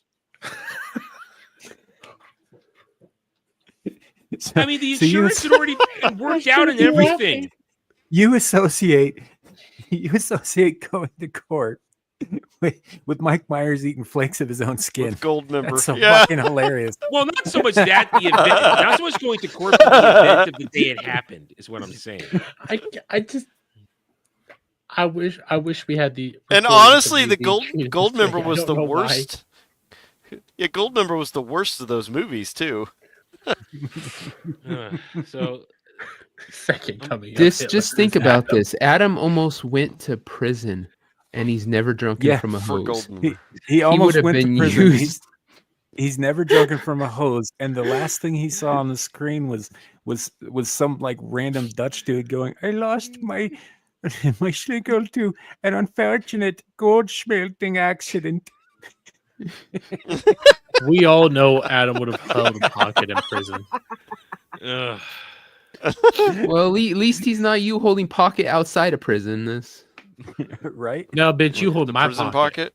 You wish. You okay, fucking... American Pie. Hold on. The beginning of a certain type of generation. I like the original, and I did like the second one. I always did enjoy the second one. I owned it for a while on DVD. Watched it a lot. But the second one This where movie's what's his got face is at ridiculous. band camp and he turns around and walks right into that bell makes me giggle every goddamn time. He just knocks him on his ass, and it's so fucking funny. yeah, I mean, I actually enjoyed the second one more, to be honest. I like the second one more than the first one. But I wish they had just stopped at the first two movies. I wish they hadn't kept going. Yeah, it's become like a franchise a la National Lampoons. In fact, I think some of the same people are involved in it, but it's it is what it is. But like this first movie informed the culture that year I'd say as much as The Matrix did. Like the term MILF comes from this movie. Yes, you're absolutely right. That movie, because that came out. When I was in my senior year of high school. I remember because I grew up in the Bible Belt in the South. That was like the movie that everyone was freaking out about. It's like not letting your kids go to see that movie. You know, that was. But Samuel's right. It has equally as much an impact on pop culture and society as like The Matrix, because the term MILF, that time at band camp, how much has that been memed in the past 30 years? Strickland's mom. Yeah. Stifler's mom. Stifler's mom. Jesus Christ. He's doing the best he can. Okay, terrible. I'm half asleep right now, and I still have to do a chip challenge. Yeah, once we get to the end of this, it's banana time and chip challenge. Blair Witch Project. Fuck that movie. This movie sucks. Stupid. Absolute crap. Let's start the whole genre of found footage crap. So fuck it. Yeah, that's a problem for me. Yeah, I hate that. As a horror guy, I'm sure it is, because it diminishes the product. Well, it diminishes. It's like, I mean, yeah, horror has always been really cheap to produce and shit like this, but come on. The only thing that sucked worse than Blair Witch Project was Blair Witch Project 2. Agreed. Oh yeah, Blair Witch Project 2 was actually so bad it made the first one a little bit better. But I hate the whole shaky camera thing. You know, like the one with what was the one that came out? I don't know, it was 15 years ago. It was with the monster that lands in New York and he's destroying Cloverfield. things. Cloverfield. I love the premise of that movie, but the shaky camera was so off-putting. I couldn't stand it. Yeah, it's nauseating. All right, let's keep going. Oh shit! There's Princess Mononoke. Muppets in Space. It's just another Muppets movie. It's a good movie too. But it's just another Muppets movie. Yeah, who cares? Not It's as so good as good. not as good as the early ones. All right, Eyes Wide Shut. So important movie, not a good one. I just. It's about is the an important realities movie. of Hollywood. It's an important movie. It's not a good one. But it's also an important movie from. It depicts how Hollywood is probably behind the scenes. Probably most it's of it just- is massive elites. There's also a everybody school of thought that says this is the movie that got Stanley Kubrick killed. There is, and same time, I hate Kubrick. I hate everything he does. I don't me like too. anything. At the same time, also, there's one of those movies that I was made to go see with a bunch of people, and none of the girls there were my girlfriend. So it was like, why am I even here? What are we doing here? I'm not getting anything out of this. But so it's He wasn't treated as the second coming of Hitler, but he didn't get any. Yeah, Lake Placid. That's just decent. It's a decent movie. Lake Placid is fun. It's Yeah, fun, but but I had it's to just- watch it's it just twice. yeah, Because the It's first just a time thing. I had taken some acid about an hour before. There's a lot of acid Experience for me the first going on time. here. It was 99, man. That was like my No, 1969. he thought he watched it twice. He was actually in the bathtub the first time. And He had a It was toy scary, alligator man. in the bath with him. yeah. It was scary. I had a toy. I probably was playing with a toy alligator in the bathtub when that came out. Oh my Crying God. out loud! I'm 28 tomorrow. Runaway Bride. I like this movie. I always do. It's just It's okay. dumb romantic comedy, and I like it. It's okay, but it's definitely not their best No, pairing but up I either. but I like it. I like it. Dick about their hard on for Richard Nixon. It's the movie's funny. It's enjoyable. It's not. There's nothing like standoutish about it. A lot of better movies came out that year, but if you just sit down to watch a comedy, I mean, it's not bad. Yeah. Listen, I hate Richard Nixon for normalizing trade with fucking China. That I don't need to watch anything like that. All right. Yeah, it was Clinton that actually fucked us with China, right? Nixon started. Anyway, it. sorry. All right, Dermy, you can touch yourself to Iron Giant. Go ahead. Iron Giant is amazing. It is a heartwarming story, and it's about a kid and a giant fucking robot. I love it, and I saw it when it first came out, and I had a VCR. Never seen it. It's not bad. I love it. You know, it's okay, but I was a little too old for it at that point. You know, so. Well, I'm not really a big fan. I was like 3 or 4. Oh, well, no wonder you love it. But it's got a massive cult following. Everybody freaking loves this movie. So. Oh, I love this movie. It is really fucking good.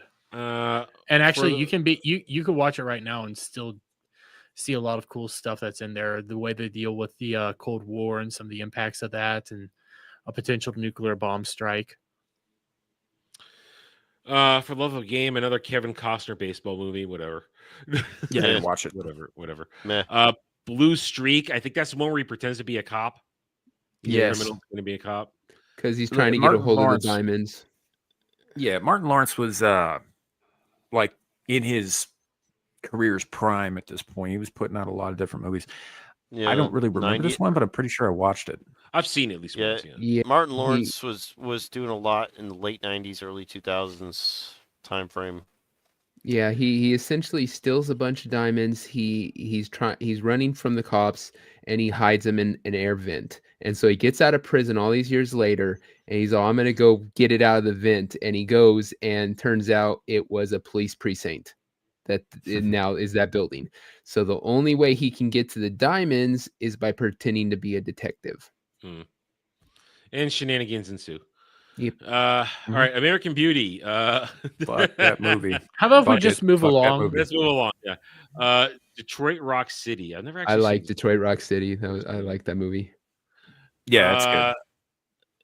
Bowfinger. No, thank you. Didn't like it. No, thank you.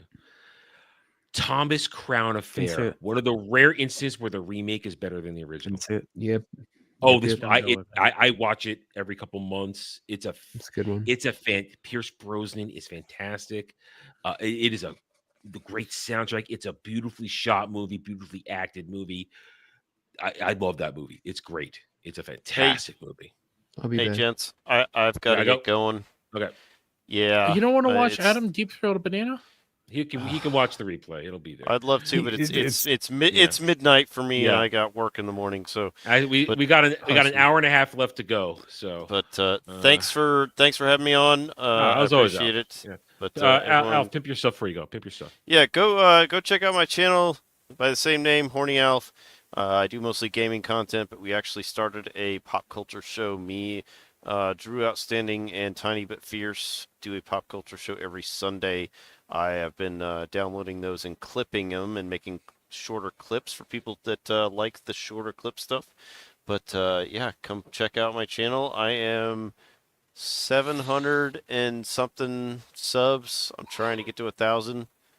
But thank you for everyone who gives me that like, follow, subscribe. But yeah, I'm out. Okay. All right, man. Take it See easy. ya. Bye, Yeah, bitch. good to see you, man. All right, let's keep blowing through these. Get through them. Sixth Sense.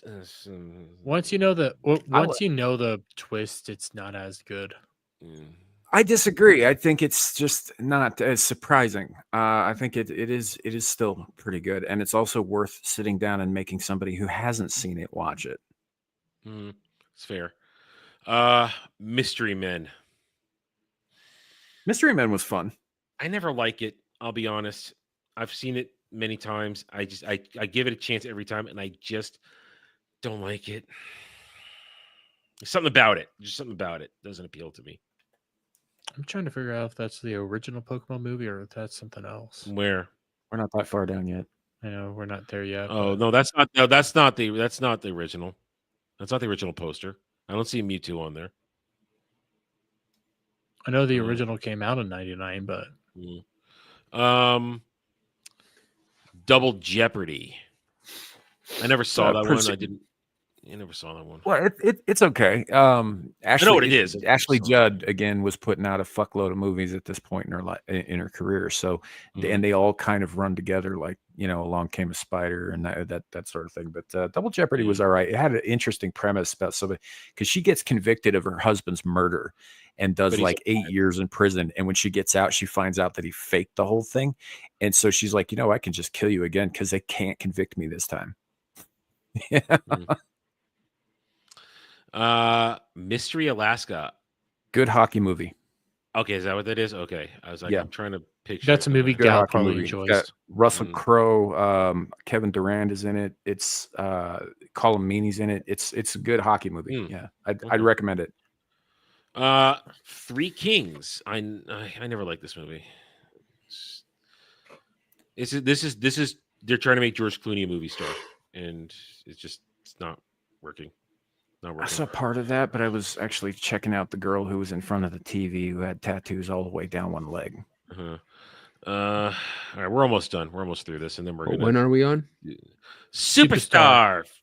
Oh no, this movie sucks. No. Big Molly time. Shannon is not funny. Never was funny. Never will be funny. Fight Club. Used to love it.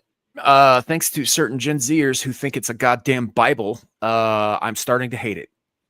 I never liked it. I'll be honest. And this is like one of those movies that, unless you make me watch it, I'll never watch it again. Hey, listen, I'm not allowed to talk about it. Shut up. I am Jack's waning interest. Being John Malkovich. I can't watch this that movie a lot. I like it. I enjoy the hell out of it. Movies that are real hard, like weird and kind of, they make me feel like I'm on drugs and I can't watch them. My head starts to hurt and I can't watch that. I can't watch Fear and Loathing in Las Vegas. I can't watch this. Yeah, I can't watch it. I love esoteric Weird. films that make your brain hurt. I could live without that. You have no brain. All right, Princess Mononoke. I don't like honest, this is what made anime for normies. Yeah, I don't like most But it's Studio great. Ghibli movies. I think most of the time they're overrated, but Princess Mononoke is up there. I I actually really like it. Ghibli movies are It's a anime little more for normies. adult. too. That's what it is. Than a lot of other Studio Ghibli movies. Plus, I think wasn't this the first anime movie that was released in theaters that was dubbed by like A-listers? I think so. Yeah. Bone Collector. It's an okay one. It's good. It's good, but like I've actually read the book, and it's a good book series up to a point. It does start drawing out a little too long, but this was one of the first race swaps that I saw in movies from the book. Was Denzel Washington. It wasn't egregious because Denzel Washington's such a great actor, but I didn't know that. Yeah. A lot of the movies that he's in that are remakes are race swaps. Yeah. Kratos But Studio nobody Ghibli cares movies are that. Kratos Studio Ghibli movies are 100% overrated. For fuck's sakes, people love Ponyo, and Ponyo is one of the most annoying pieces of shit I've ever fucking seen. God, I hate Ponyo. Get it the fuck away from me. Burn it in hell. Deuce kids love that Bigelow, male gigolo. I think Rob Schneider needs making this movie alone is like, congratulations, you managed to make a movie without Adam Sandler putting you in it. Yeah. Good job. This is one of the rare ones that Rob Schneider did that's actually very entertaining. The whole time. Not a bad movie. It didn't need a sequel. That's where they No, it did not. No. Cider House Rules. That's a football movie, isn't it? Yeah. Cider House Rules. No. Cider House Rules is about an estranged father and son and a house that they're like rebuilding. Okay. I think. Never mind. No, what was it? Wasn't it where he adopts the kid? It I was don't know. I've never seen it. the British actor. Oh, what's his name? The one from oh god damn, my brain's dead. But no, it's a drama. Michael. What's his name? Yeah. Let's not spend time. All right, Toy Story 2. Good. I liked it. It's good. Yeah, I wish they'd it's not stop as good as there. the first one, but I yeah. wish they'd stop there. I agree. I'm actually not a big fan of Toy Story 3. I think Toy Story 2 would have been a perfect ending. Yeah. Sleepy Hollow I actually like Sleepy Hollow. Sleepy Hollow is good. Christopher Walken is fucking. I've only creepy as hell. started it. I've never finished it. It's pretty good. It's completely unfaithful to the original story. We're not watching it way off the rails, but it's still pretty fucking good movie. It's batshit crazy goodness is what it is. I mean, it's Tim Burton doing what he's supposed to do. Is essentially. It's a period piece. It's got like ridiculous blood in it. Yeah. This is when freaking you found out how hot Christina Ricci really was. Yeah, she's hot in that one. Yeah. Because before that, she was Wednesday Adam, and she was a kid, and I can't remember if there's something in between that, but this is when you're like, damn, she's a fine ass woman. Ponyo deserves death. All right, forget Ponyo. Dogma. Weakest of those movies. I just despise Kevin Smith's movies. I really don't like them. Is the thing. I don't like him. No, Dogma's the only one I fair. like. I like Dogma quite a bit, mostly It has because its moments. came at a period of my life when I was extremely vocally critical of the Catholic Church myself. So I identified with a lot of the shit that he was saying in there at the time. I just enjoyed the hell out of it. Plus, I was a big Kevin Smith fan at the time. For a long time. I still like his early movies, and this being like I think the fourth one is still in that category. It has its moments. I'll still watch them. But Nothing beats Mallrats. Alanis Morissette is God. Would you like a chocolate covered pretzel? No. Oh God. No. Yeah. No. All right. Dogma So is the only good Kevin Smith movie he's ever made. I'm not a fan of any of the other ones. You should look at Red State. Red State's actually pretty good. It's not like his other movies at all. I didn't like it. all right. Apparently, that is the real Pokemon movie. But the very Kratos first said one. it was a Japanese poster. Yeah. So Which there was the opening for Pokemon is a whole lot different in Japan. Well, let's it's be a lot but here's the thing, darker. though. This movie, it's like it happens, but then it never happened because that's YouTube because erased everybody's memories. Yeah, that's the way they were wanting the movies to be like, so they could have happened or they didn't. Being the first movie, it is influential. They did a remake recently that is basically shot for shot the same, only it's in CGI. It is also super powerful seeing Ash essentially die and then have all the Pokemon cry over him. So it is a heart-wrenching movie. I saw it in the theaters when it came out. I saw it. I was into Pokemon at that point. So yeah, but all right. The Japanese release has another story about a little girl that dies. Oh, that's great. Well, as opposed to a little girl in a red and white cap that just cries the whole goddamn time. Fuck off, Samuel. All right. I'm surrounded by black-hearted bastards. What we have here then after this is yet another Annie remake. Who gives a fuck? Can we burn Annie in a pit of fucking fire along with Ponyo? Watch the first one, the original. Just the original is the only one I remember. I don't think I saw this one. Listen, I don't normally condone Gingerside, but I'm fine doing that to Annie. All right. The Insider, Pacino, Russell Crowe. I've never seen this one. I don't know it. It's tense. It's a tense movie. It's about the guy who essentially brought down Big Tobacco, the whistleblower. Okay. Green Mile. It's overrated. It's good. I like it. It's not one that I'm gonna be it's only itching to watch. There's only one thing that carries over this. I'm tired, boss. Meme. That's it. That's what this movie's impact is. I'm tired, boss. That's what this movie's impact is. I think it's a well done movie that I have no interest of ever watching again. That's the thing. It's turn it off, but it's not a movie. It's a 6-hour miniseries. Yeah. Yeah, it's really long. All right, Anna and the King, another remake of The King and I. There are better ones. Rodgers and Hammerstein's movie is a million times better. So what are you going to do? Bicentennial Man. I didn't like it. It's a drag. It's a long movie, but it's Robin Williams doing some great work though. It's Robin Williams. This is one of his worst films though. But he does great work in it. It's great work. It's still like that's not enough. Oh, it's too long. Normally that would be enough to carry the movie, but this thing just drags, man. It just keeps going. Is a problem. It keeps going and going and going and ends bittersweetly. Stuart Little. Never my thing. I'm way too old at this point. I'm way too old. And I don't have kids at that point, obviously. So again, I was a kid. Yeah. I enjoyed it. It's a fun little movie. Girl Interrupted is fucked up. That's a fun. I don't like it because I'm not a girl that's into cutting. Look, I'm not going to go into details, but this I got personal things that happened in my life that weren't that far off from when this movie came out. Isn't it? This movie is not. I will never watch this movie again. This is on that same sort list. of. And I've always kind of looked at this. Correct me if I'm wrong. I feel like it's a girl version of One Flew Over the Cuckoo's Nest. Kind you of. know what? Kind of. Not really, but I mean, same. You know, like she doesn't get fucking smothered to death by a big Indian chief. You know what I mean? You know what I mean? Same vibes. Same vibes. Listen, the moment Devil said he's not a girl into cutting, and then you bring up One Who Flew Over the Cuckoo Nest, girls that cut are just the same thing.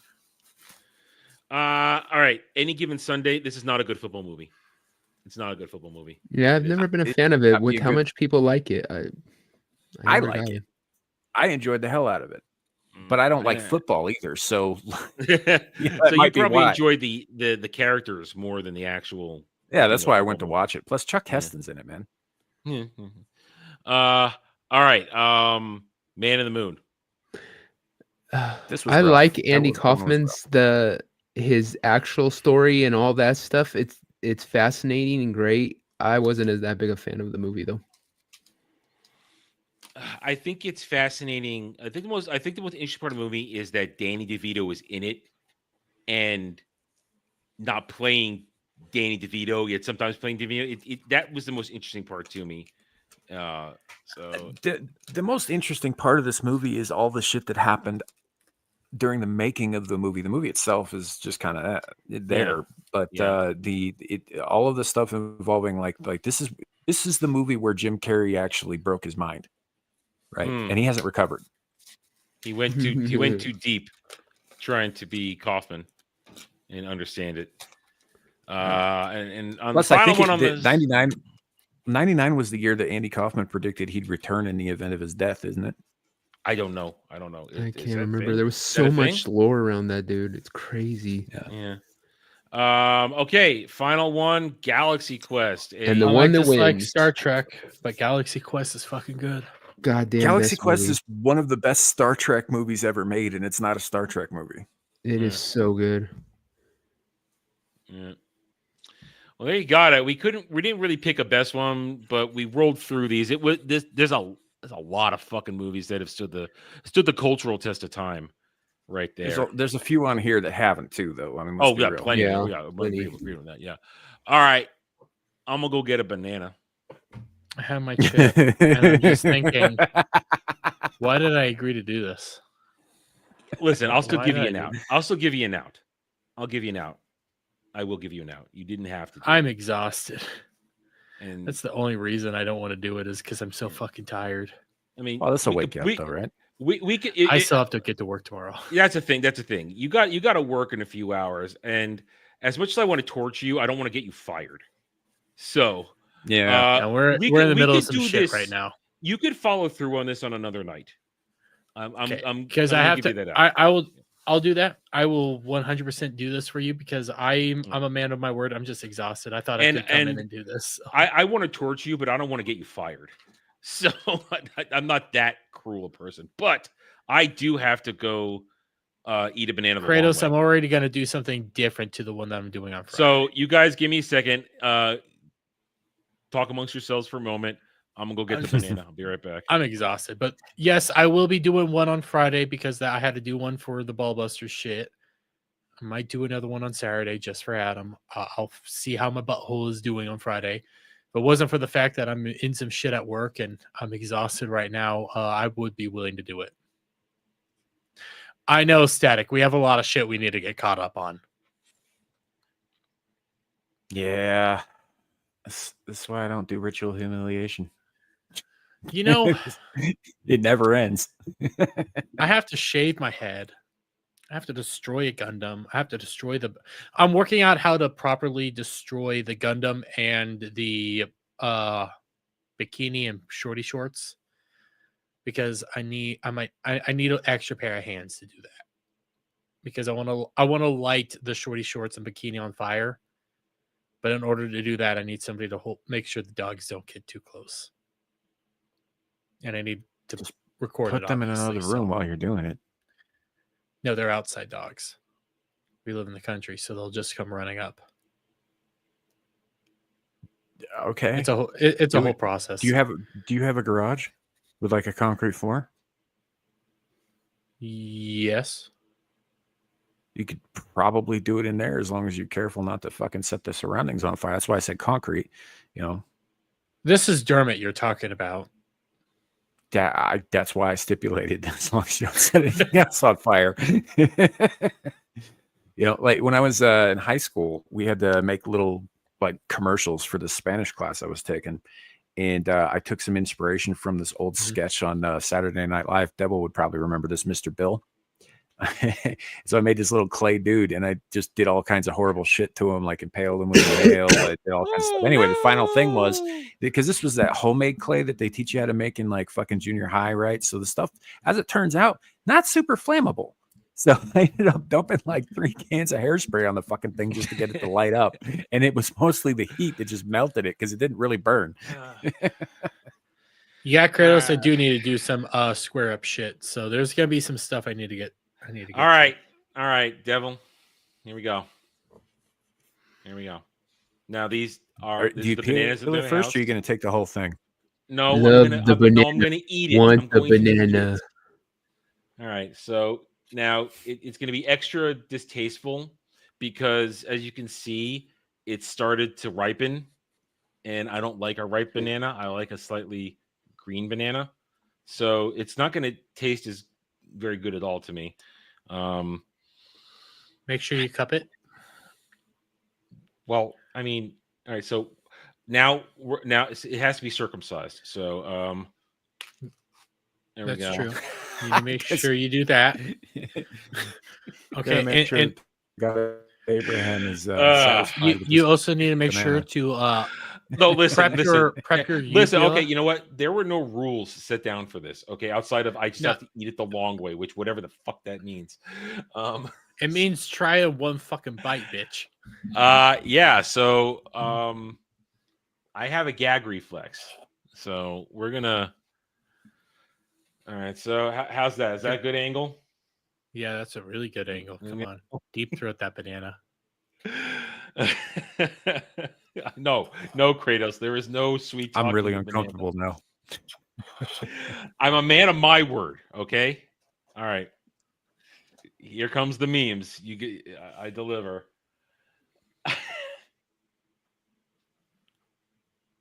I have to build my. I don't want to put something long in my mouth like this. So many clippable moments. Do it. All right, let me try and control my laughter. I can't be laughing when I do this. I might choke. Okay, give me a second here. Get it, girl.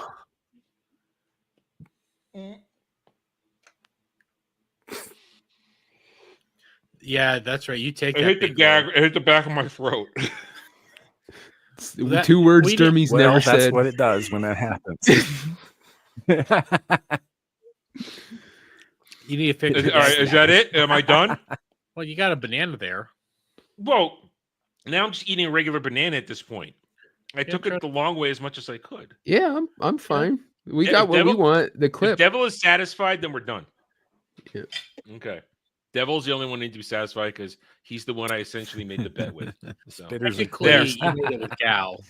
I do remember it was Gal that called you out. It was Devil that called me out. It was Gal.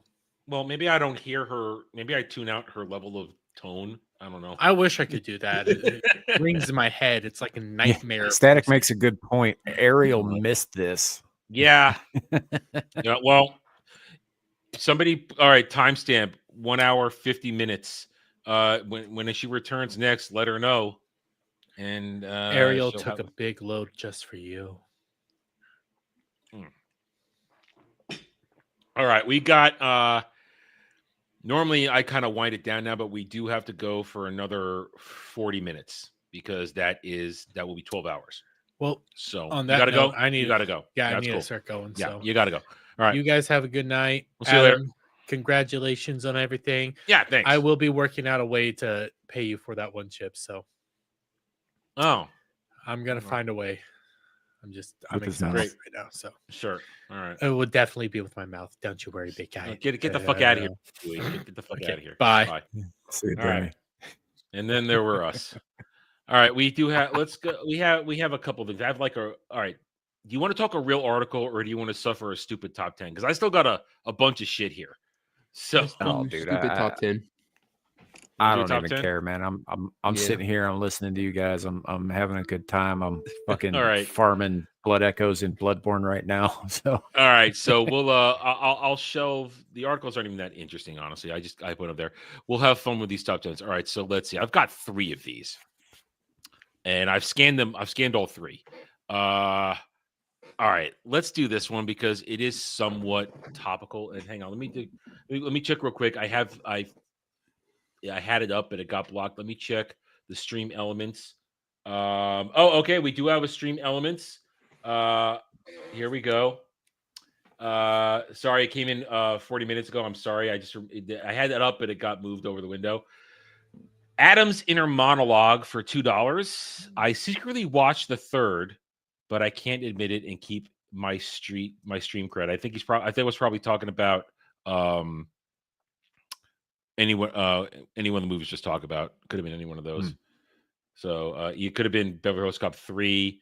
It could have been, if it was 38 minutes ago, it's probably Gold Member. It's Gold Member. Okay, it's Gold Member. It's probably Gold Member. Yeah.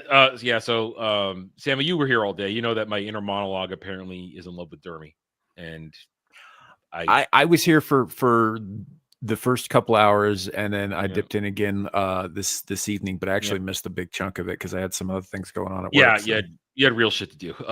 But no, so now that we've opened up stream elements as a way to, give me super chats. I'm getting the Dermy treatment where they're creating lore that I have no control over. That's how lore works, man. I know. It's not I'm up to saying. you. No, I know. So my lore usually stems from me saying something and being told like, cut my penis off, that shit, you know.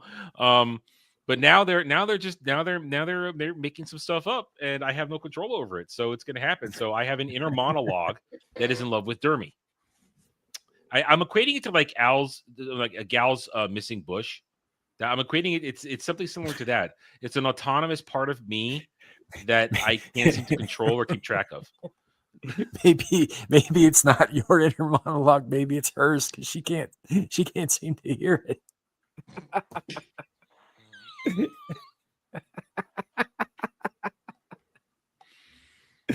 Oh, if you're listening, gal, sorry. It's just I couldn't resist. Too easy. So thank you to my inner monologue. I'm sure I'm going to be seeing more of you as the weeks and months roll on now that we have this avenue. Okay, so here is our it's essentially, it's not a top 10, it's just 10 things, but it is pretty dumb. What we got here is, I'm worried these 10 TV shows won't finish their stories without being canceled. Newsflash, all these shows need to be canceled. You know how many times that fucking happens? Like, even if you're talking good shows, you know how many times that happens every goddamn year? Get over it. Yeah. And which I need to reload so I get all the pictures up properly here. Okay, so as you can guess, even from the picture on the top there, several of these clearly deserve to be canceled. So what's this person's Mary Castle? Of course, it's a woman. Her first thing, One Piece live action. As two gentlemen who are aware of One Piece, of course this fucking show is going to be canceled before it gets to the end. I mean, the show that's based on the manga, the manga's not even at the end yet. Yeah, I'm like 4 or 5 months behind as the current arc because I just haven't felt like sitting down and catching up yet. They're not. There's years left to the manga, so of course it's going to be canceled. And you know what? I don't want it. Part of me doesn't want it to happen. I agree that it's not the worst thing ever, and it's done a lot to bridge it to normie land. But of course, it's going to be fucking canceled. It might even not to be. At most, there's a good chance it'll end at season 3 once they get to Alabasta. It's a higher than good chance. It's on Netflix. Yeah. Here's the thing. I didn't hate it. It definitely wasn't even close to as good as the anime. No. But I wanted it to do bad. Why did I want to do bad? Because I don't want them to make animes into live action movies. Mm-hmm. And the fact that because of the success of this, now we're having Naruto freaking live action. And that's not even proper. That thing's going to be a bastardization. Naruto's already rough. So it's going to be canceled. Of course it's going to be canceled. Eventually, it's not gonna. There's no way it has the distance to go. Can't do it. Oh God, kill it with. I don't even watch it. Nuclear weapons, not just fire. Listen, I ended up doing a 21-minute rant yesterday on Roundtable about this shit. All right, what season 3 is like. I mean, you guys haven't watched it. You can go watch it. I clipped it out, put it up this morning before the live stream. This show is truly an abomination where they literally make everybody gay. Everybody's gay. Okay. I've heard y'all's complaints about it and fans and all that, and I sympathize with you guys, but I didn't even read the fucking books. I don't know anything about this series. I don't care about this series at all. Yeah, but if it's like, lately, like with all of the high budget, like high concept fantasy shit out there, is like, no, if you're not sustaining viewership, it's going to fucking be canceled. Oh, it will be canceled. That's the way of things. Because here's the thing. Because they're too expensive to make, right? Oh, here's the thing. Now, I am not doing season 3. I'm not. I'm out. I'm done. It's not worth my time because nobody cares. It's off book, as I keep saying over and over again. But when they renewed season 2, they did it within a couple weeks of season 1 premiering. Like, oh, we're going to do season 2. And when they renewed it for season 3, they did it before the first episodes of season 2 even aired. It is now, as we're streaming now, it is now March 11th. We are 48 hours away from the premiere of season 3, which people have already seen. They already gave it to their most diehard window-licking stands. There isn't even a whisper of season 4 right now. Not even a whisper. And to top it off, one thing there we can go. And to top it off, Rafe Judkins, the bastard who produces this, people say, oh, they haven't fired him. Well, they took him off God of War and gave it to Ron D. Moore. So he's not in good standing anymore over there. That's what that tells me. So this thing is likely canceled for season 4. That's my gut feeling at this point. Go ahead, though.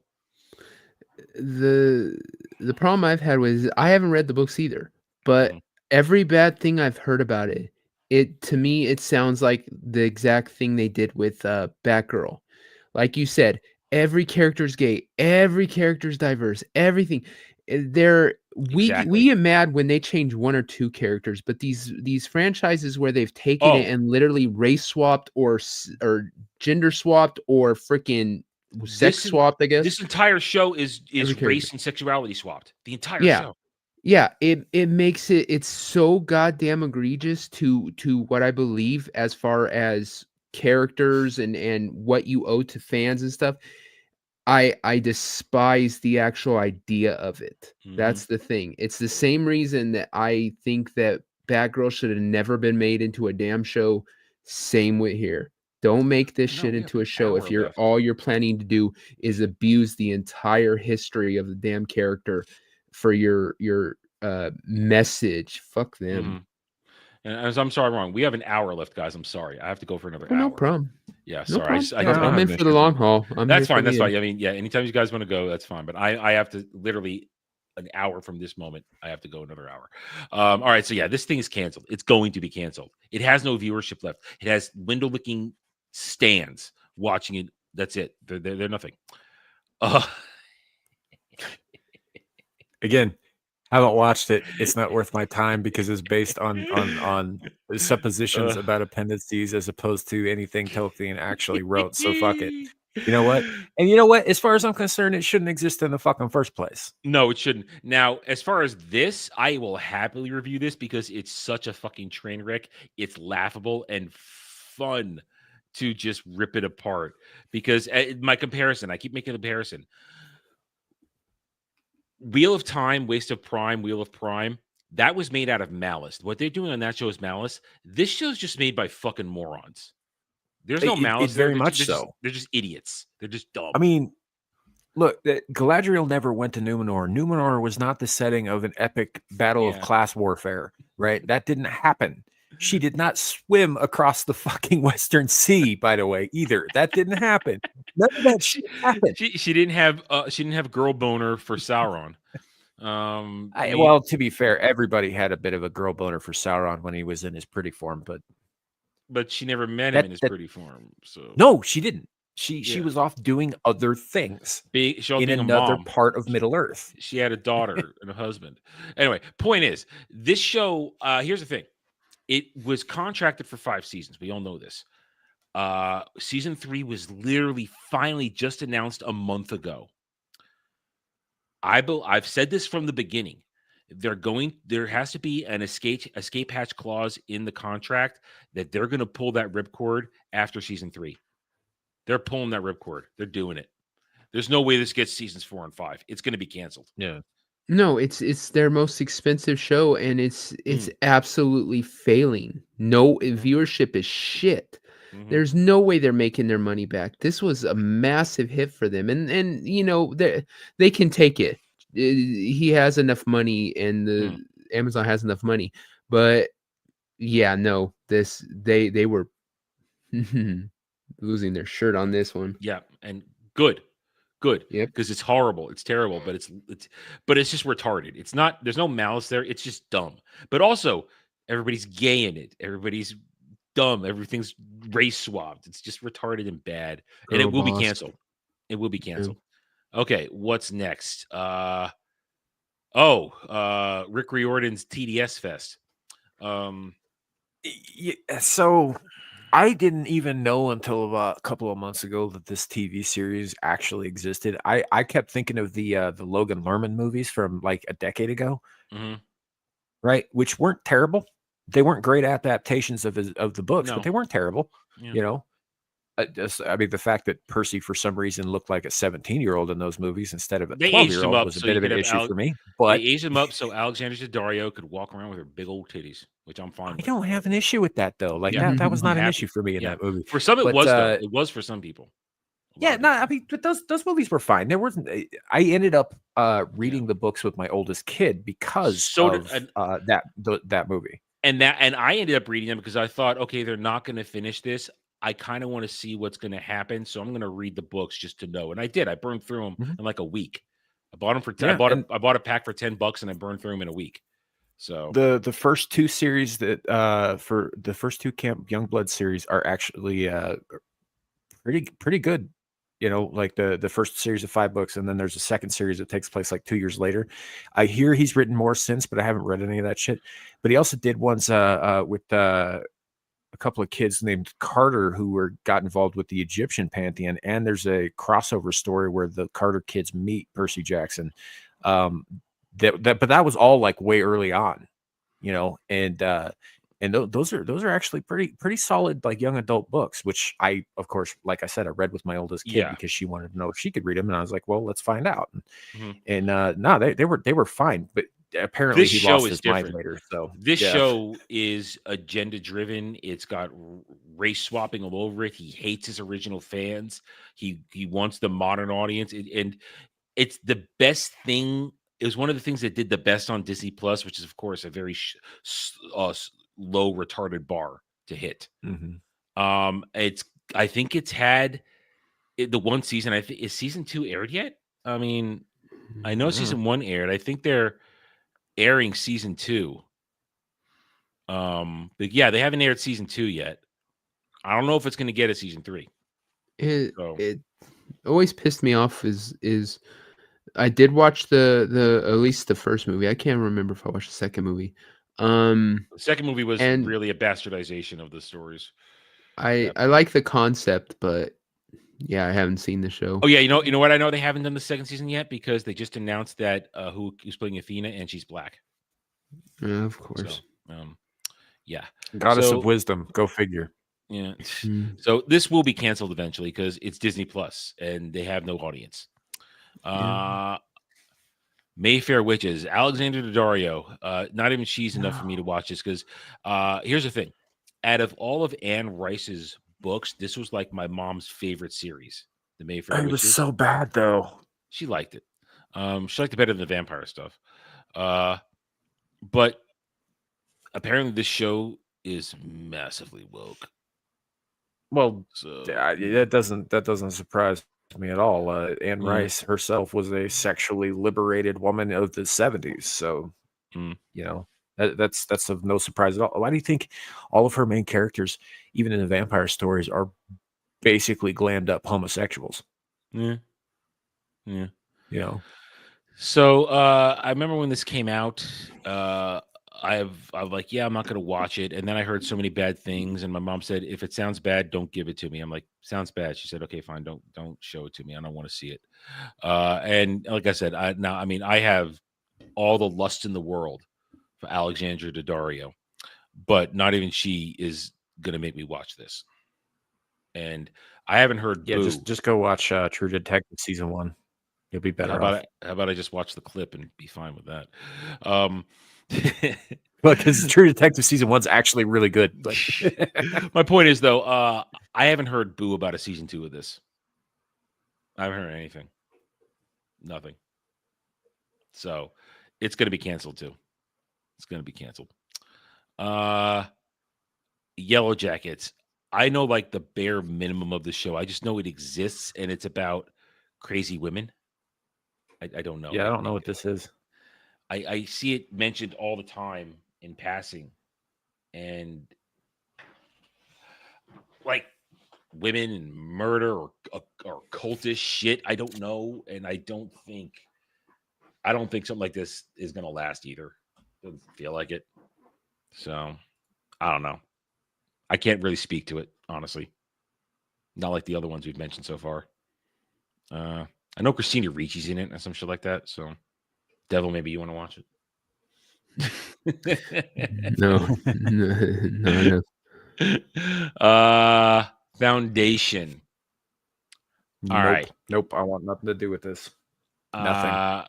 This is Asimov, right? Yeah, Asimov. Yep. Well, I'm not. It was. It was. I've heard that they butchered this thing. That's what I've heard.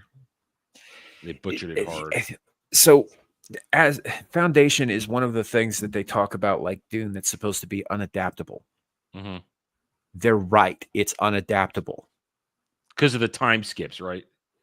The first book takes place over 5,000 years. Each chapter skips several centuries. Mm-hmm. Like it's the story of the birth, life, and death of a very, very long-lived galactic empire. It's not about the individual characters, right? So even having like big name actors playing like, oh, this person here, this person, no, those characters don't matter in the long run. And that's part of the point of the story, is that the scope of this is so big that none of these individuals, whatever they do, ultimately just kind of gets absorbed in the strata of history, really. And it's not an adaptable property. If you're going to read those books, great, do that. But you can't make a TV series out of them. It doesn't work. Well, you could do parts of it. Like I, Robot is a part of the Foundation stories. Yeah, it is. It's one of the reasons that I have a problem with the fact that the only robotics manufacturers making actual war machines named themselves Foundation. Which is a whole other topic, but yeah, it is part of that. So are the Martian Chronicles, right? All of that stuff ties in. Like people talk about, so and so did, interconnected universes first. No, Asimov beat all of you fuckers to it. Probably Lovecraft before him, but only just. And yeah, it's not an adaptable thing. It's so massive in scope that it I kind of hate to say it, but it dwarfs a good chunk of Dune in terms of the scope. Well, that's because Dune is about the characters. It's not about it's not about the right. Which is why you can Empire. do things with Dune on screen. But it should be left to TV, not movies. Right, but either way, you could still do it though. It's doable. It might be rough because Dune, again, massive fucking scope, right? But the characters are return over and over again in different ways. So yeah. So when you get to know them, you don't have to like fucking mourn them a chapter later because they're gone and they've been gone for hundreds of years, and you're now looking at somebody who might be their progeny. Again, 2 seasons. I haven't heard anything about a season 3 in a long time. So this thing's probably, and Apple TV, they don't give a fuck. They don't give a fuck. Yeah, they don't. Chick from Cobra Kai. Sure, I've heard about the show. I don't care about the show. It's people are murdered. They exist as ghosts. It's a mystery about who killed them or villains. I don't know. I don't care. Not my thing. I think I heard something about the premise of this. It seemed kind of interesting, and I liked the Peyton List, the actress. I think she's pretty good. But I don't know. It also seemed a little too teen drama for me, so I just didn't check into it. It says supernatural teen drama, so. So it does. Yeah. So I'm not my thing. I have no opinion on it. Best of luck. Just of luck. Yeah. The premise is interesting. Mindy Kaling, that's all I got to see. Fuck that. Burn in hell with everything else she's ever done. Sugar. I don't know what this gender is. bending sci-fi series is genre bending. Genre. It was all like gender bending. I'm tired. I'm tired. And is my screen still darkened from something earlier in the day? Yeah, my screen is dark, so it's my brightness is turned down all the way to avoid glare when I do a white article. So my background article, whatever. I don't know this show, and I don't I've care. never heard of it. It's another Apple TV thing nobody knows about, nobody cares about. Yeah, so honestly, removing the things that I like, the 3 shows that I don't really know about, most of these deserve to be canceled. They deserve to be canceled. They're garbage television that it came out in the past several years. So I hope they get canceled. I do. I hope they get canceled. Won't cry. Uh-oh. We've got a $1 tip from Gal's monologue that says nothing. That's pretty good.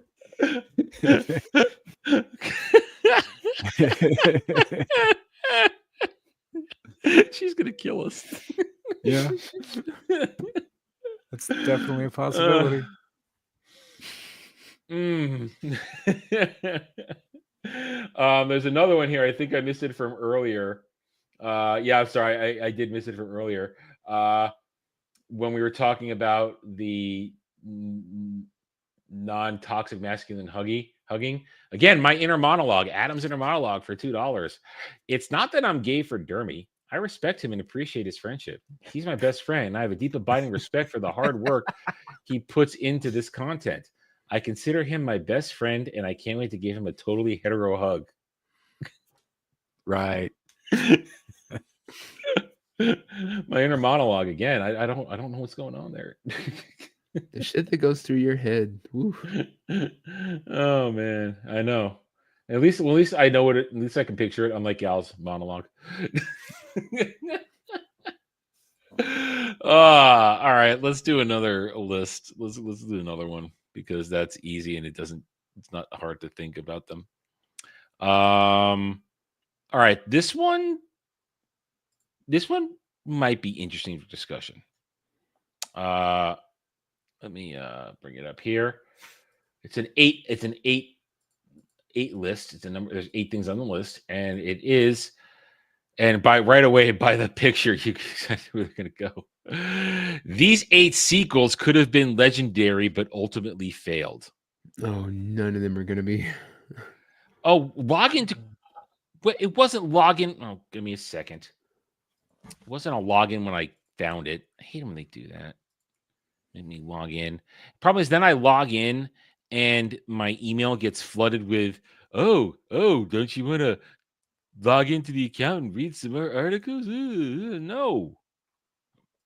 Fucking hiding this shit behind your goddamn thing. No, go away. Go away. Stupid window. Anyway, so let's start again. These 8 sequels could have been legendary, but ultimately failed. Let's ignore this thing that doesn't want to go away on here. I clicked maybe later, and there we go. Okay, good. There we go. All right, so Terminator 3 Rise of the Machines. No. I mean, once again, we know Samuel's stance on this. Doesn't even need to be a second Terminator movie. No. The only part of Terminator 3 that was good besides the inflatable titties was the ending was really fucking solid, despite the rest of the movie being shit. Mm-hmm. You know, which was surprising because that usually it's the other way around, right? You're right. Yeah, it's an interesting point. See, for me, it's I don't like this movie at all. There's nothing about it. It could have been epic because the last thing I want to see is, for me, one who likes Terminator 2, all of it undone. It was a good way to just end it and be done with it. But we have to make another movie to drag it out. So I'm sorry. There is nothing that could have been done to make this epic. I mean, just read the article. Could have been legendary, but only failed. No, it failed. And I'm thinking we're going to probably say this about all 8 of these movies on here. It failed because it shouldn't have been made in the first place. Right. It shouldn't be made in the first place. So, no. All right. Number 7. Wow. All right. I'm going to be honest. I've said this before, so this isn't a new take from me. I don't hold Joker on the same pedestal as pretty much mostly everybody else does. I saw it. I thought it was interesting. And that was it. Well, yeah, that's the thing is once again, it doesn't need to have a sequel. It was an idea that was a unique concept. This idea of watching this guy fall into his insanity and putting it on Joker. Okay, I thought it was interesting. I liked it, but I never thought it needed a sequel. Not one fucking time. This is once again, and Hollywood does this with everything. When they have one iota of success, they think they can just redo it and repackage it and get it again. It's the same. It's like, and they go too far with every single thing, no matter what it is. They always try. When like Jaws, one of my favorite movies of all time. They did that with every single Jaws. Every single Jaws after the first one had diminishing returns. And after the third one, you think they would have learned their lesson. No, we need Jaws the Revenge. And this was just like that, just way quicker. No one wanted this. No one asked for it. No, it just, but they were going to try to force it down our throat, and it blew up in their face. Dumb As shit. soon as I heard Lady Gaga was going to be in it, I was like, that's it. No, just this is not going to work. This is going to be shit. And it was shit. This thing was a joke. Laughed out of the theaters immediately. Yeah. And for some people who, I mean, and listen, I'm with Static. I'm with Static. I saw the movie once. It was enough for me. I need to see it again.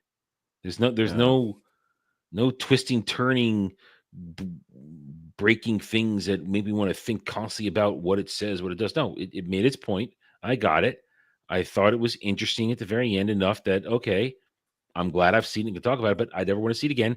And it definitely, like Devil said, didn't need a sequel, especially a fake musical.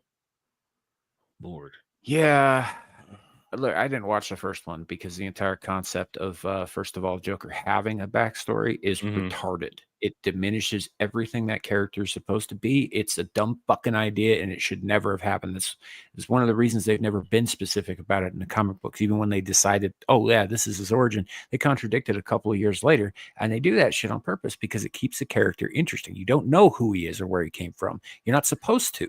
He's a force of nature. So the mere idea that they're doing something like that, and then I hear later it's like, oh, he was not the original Joker. He's the one, or he was the one who inspires the one that we all know. No, fuck that. That's fucking retarded. Yeah. First of all, and secondly, I've seen King of Comedy. Right. I don't need to see it a second fucking time. Right. I've seen Taxi Driver. I don't need to see that shit a second fucking time. Right. These kinds of movies are not something I enjoy. So I'm not gonna watch it here. And then when they made this sequel, and then they said, "Oh yeah, it's gonna be a musical," and I was like, "Well, that's retarded," and I just never bothered. Well, the thing is that the first one is not legendary, and there was no way a sequel was going to be legendary. It just wasn't. Well, it's also they if that's true, if they said this is the Joker that inspired the Joker, well, don't they step on their own fucking thing? Because are you telling me that the later Joker gets a Harley Quinn just like the original Joker? You're kind of shooting yourself in the foot by having Harley Quinn in the second one. But yeah, I don't mind that it's an origin story because, like I said, it's almost like I don't want to say alternate universe, but it's not Joker the way you've seen him. It's almost a like I said, a movie about a guy slipping into insanity, but catchized with the Joker, a character which is why I was okay with it. The worst part of it was when they had him with Bruce Wayne being a kid, and I was like, oh, that they shouldn't have done that. But anyway, but yeah, like I said, didn't need a sequel. But nope, and there was never going to be legendary in any way, shape, or form. Yeah. Okay. Let's pick up this conversation from last week. Speed 2 cruise control. I never actually saw this because I was like, Jason Patrick is great, but that movie's no, just no. If I would say this, I don't think it would have been epic. I don't think you Never. could catch the fire from the first one, but it would have been a little better with Keanu Reeves at least. I'm just saying. You're not wrong. I'll give you that. It probably would have been at least parable with the original, but no one ever, when people say speed, no one ever mentions cruise control. Nobody does.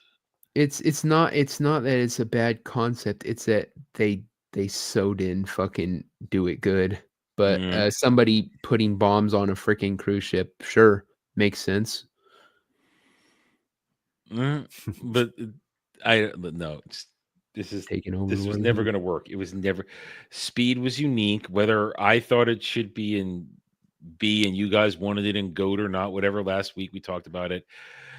Bottom line is that the original movie is unique, and like many of these things on here, didn't need a sequel, and it diminishes the concept and the characters. Because instead of her being this like young girl who never had any connection to it and falls in love with this guy, turns out she's a badge bunny. She jumps from one cop to another. It's like, okay. Yep. All right. Next, Finding Dory. You know what I think the most first place, like Finding Nemo but Dory was bad enough in the fucking first movie, dude. Yeah, but here's the thing: Finding Nemo. You know what my lasting knowledge of Finding Nemo is? How after that movie, there was that wave of people buying clownfish, and then all the clownfish dying because nobody wanted to take care of them. I mean, yeah. This is Pixar exceeding its grasp. One of the first times their reach exceeded their grasp early on, or at that point, is 2016. That we're well into Disney, fucking things up with agenda at this point. No one asked for Finding Dory. No one wanted it, and it failed miserably. To the point where it was just a bad idea all around. Yeah, I mean, do people even think about this franchise anymore? No. Kind of killed it. Fish are friends, not food. Oh Lord. Yes, they are food. I mean, look, I have kids. Of course, I've seen all that shit. Doesn't mean I liked it all. Yeah. All right. Wonder Woman 84. I thought the first one was okay. It has a couple really good scenes in it, but overall it's a very average movie. And what it did was give us the illusion that what's her name, the director, Patty Jenkins, it was the illusion that she knew what the fuck she was doing as a director. So when she was left to her own devices to make Wonder Woman 84, we saw what she did. And flop. Just complete and total flop. Because the oldest gag of this thing, how does it get through quality control, producers, editors, anything, that you literally have Wonder Woman rape a guy? And now, like we said earlier in the show today, yeah, I'll let Gal Gadot do anything she wants to me, but that's me, not my soul possessing another man's body who might be a gay man in the movie, and then having her have her way with him. How do you miss that? Yeah, and then of course the movie makes no sense from what I can understand as well. I never watched it. I was not YouTubing yet. This is right before I started YouTube, so I didn't have to subject myself to horrible shit yet, and I didn't watch it. I mean, if Jeremy was still here, he would comment on it, I'm sure. But yeah, this was dog shit. And this honestly, this is what sunk Patty Jenkins' career. You notice since then she hasn't done jack shit. She's been fired from one thing after another. It's killed her career. This was never going to be epic because of Patty Jenkins. She's not talented. Not talented at all.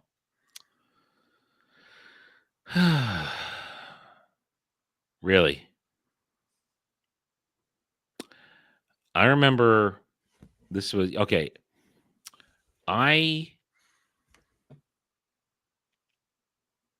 watched this a year after it came out because this is when I was laid up after China, and I was watching anything I could just to like get through the days and the nights because I couldn't do much. I was bored out of my mind with this two-parter. This was during that whole trend of they were buying up every dystopian teen novel property, and I always found the entire fascination with this whole like, you know, oh, everything's going to suck and we're trying to sell this to our up and coming youth. Well, I have some conspiracy theories about that I'm not going to go into on your channel, but I also think it's kind of sick that that's what authors were selling to kids, essentially, to tweens, to very young adults. So I never got into this stuff. I actively kept my kids away from it.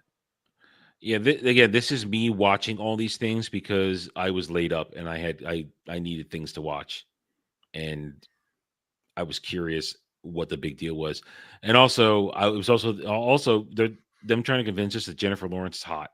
That too, which I never found her attractive. She never did it for me. You know what Jennifer Lawrence is for me? Here's a perfect example. Remember that Seinfeld episode where he's dating the chick and she's hot in one light and then not hot in another light?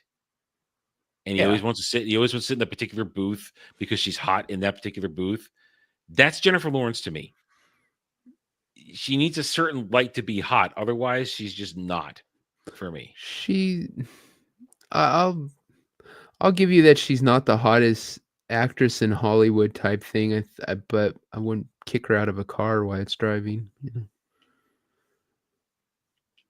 She's just mid, well, above mid, but I think for me, because like I've seen a lot of interviews with the chick, and she's drunk for most of them, and she tends to be a very funny drunk, and that like that personality adds to a lot of it for me personally. I think she's a very personable person, and she's a very, very fucking unserious, which I like about her quite a bit as a person, right? But she's not the world's greatest actress by any stretch. And yeah, she's just kind of, you know, where's she from? Like Tennessee or some shit. She's very, you know, Southern Belle kind of, you know, mid-range, but like not in a bad way. I mean, she's pretty. She's just not stunning. Yeah, I mean, I was just talking about her this way. I mean, I was just talking about her physical appearance. I wasn't talking about her herself at all. I mean, it's just she never did it for me, and you know, and so. And the movies were boring. Nice tits. I will say that. Oh, she does have great. She has great tits, but yeah. But you said it perfectly there. She's beautiful. She's not stunning. Yeah. That's perfect. What do we got next? Oh, we seem to keep coming back to Aliens, and now Alien 3. I mean, last week we talked about the fact that Alien 3, even though it was bad, it was still a good performance. As Ellen, when we talked about Ellen Ripley last week, I mean, we talked about that, and now tonight we already did one Aliens, and we reminded all about our opinions on that, and here it is again. Alien 3 is it's a problem. And there's it's a lot of problem problems for this reason. It's like the problem is that so Aliens departed so much from what Alien was.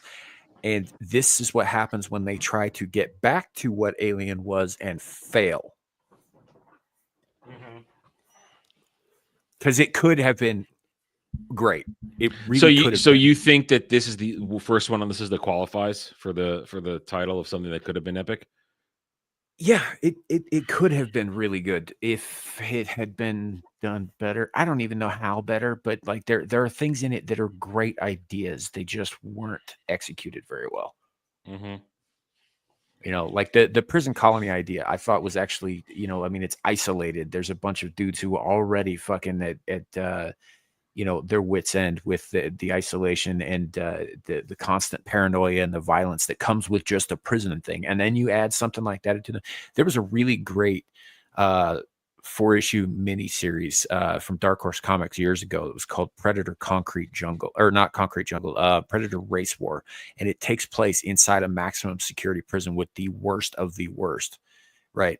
And a predator gets in there and starts hunting predators. And by predators, I mean like bad people. Yeah. And it's a great read. Yeah, I mean, so I mean, I will accept the case you're making that this actually does fit into something that could have been great, getting it back to the original concepts. And I bet I would like to actually hear you and Jed throw back and forth ideas about this, because he's with you. He thinks there's only should be one alien. That aliens, while not terrible, is a departure and didn't need it. And because when we watched it for driving like a year or so ago, that was the first time we ever watched it. It's like his favorite movie of all time at this point, Alien. He loves it's that a great movie. So yeah, he loves that movie. So, but I'd love to hear you guys go at it, and not go at it, but I mean, say how this could have been a possible return to form for the first one, because that I'd like to hear that discussion, because I'm on the side of I like aliens because I'm just a dumb normie. Yeah. I should probably try and clarify that a little bit more. Look, I don't hate aliens. I know. I'm just as a movie. I kind of hate what it did to the fucking franchise, though. And by kind of, I mean I really hate it. Yeah. I know. Dude, I completely accept your perspective on that. I just like action movies more than horror. That's my thing. That's the easiest explanation why Apparently I like. So does better. James Cameron. Yeah. Well, this is already a flawed statement, considering that Last Jedi was an utter piece of shit. Yeah. This is already a flawed here. This could not have been a legendary sequel, because the one came before it was about as horrible and terrible as you can get. Well, here's the thing with this is they're writing this from a perspective like that we liked it, because remember what they were upset was they supposedly put stuff in it that was fan service to the original fans and betrayed the new kind of Star Wars, remember? And that was bullshit, because no one liked it. Their far left assholes didn't like it. The Disney stands didn't like it, and the original Star Wars fans, they failed on both sides of it. But that's why whoever wrote this, that's why they think it was a massive fail, was because it supposedly was catering to the original audience, and it wasn't. Yeah, it wasn't. Who was it made for is the question. Yeah. So upon this whole list, there's only like one thing that did it, and Samuel makes a very good case for Alien 3. The rest of these movies, no, they were never going to be epic. They were never going to be legendary. But it is quote unquote legendary. Dermy's inner monologue for $5. Oh boy. Gay. I was pretty gay today. I gotta be extra fat. I gotta be extra fat tomorrow to draw attention away from my gayness. But then the next day, I gotta be. I'm sorry, I gotta start again. I'm laughing too hard. All right, Dermy's inner monologue for $5 on Stream Elements. I was pretty gay today. I got to be extra fat tomorrow to draw the attention away from my gayness. But then the next day, I got to be even more gay to draw attention away from my fatness. But then the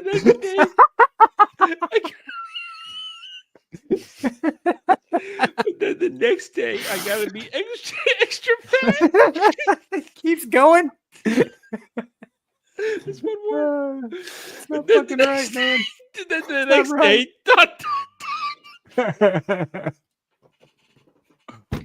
that's funny.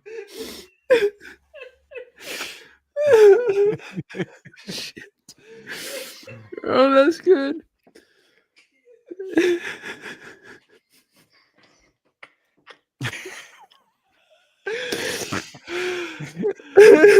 I was expecting like something bad, but that was actually perfect. oh, God damn. Hang on, I gotta blow my nose. It generated too much snot from the laughing. Oh crap. That was good. That was a pretty solid troll, man. Oh crap. Good. I didn't think they could top the gal one, but we was wrong. My eyes, they're burning. I just wish Dermy was here for that.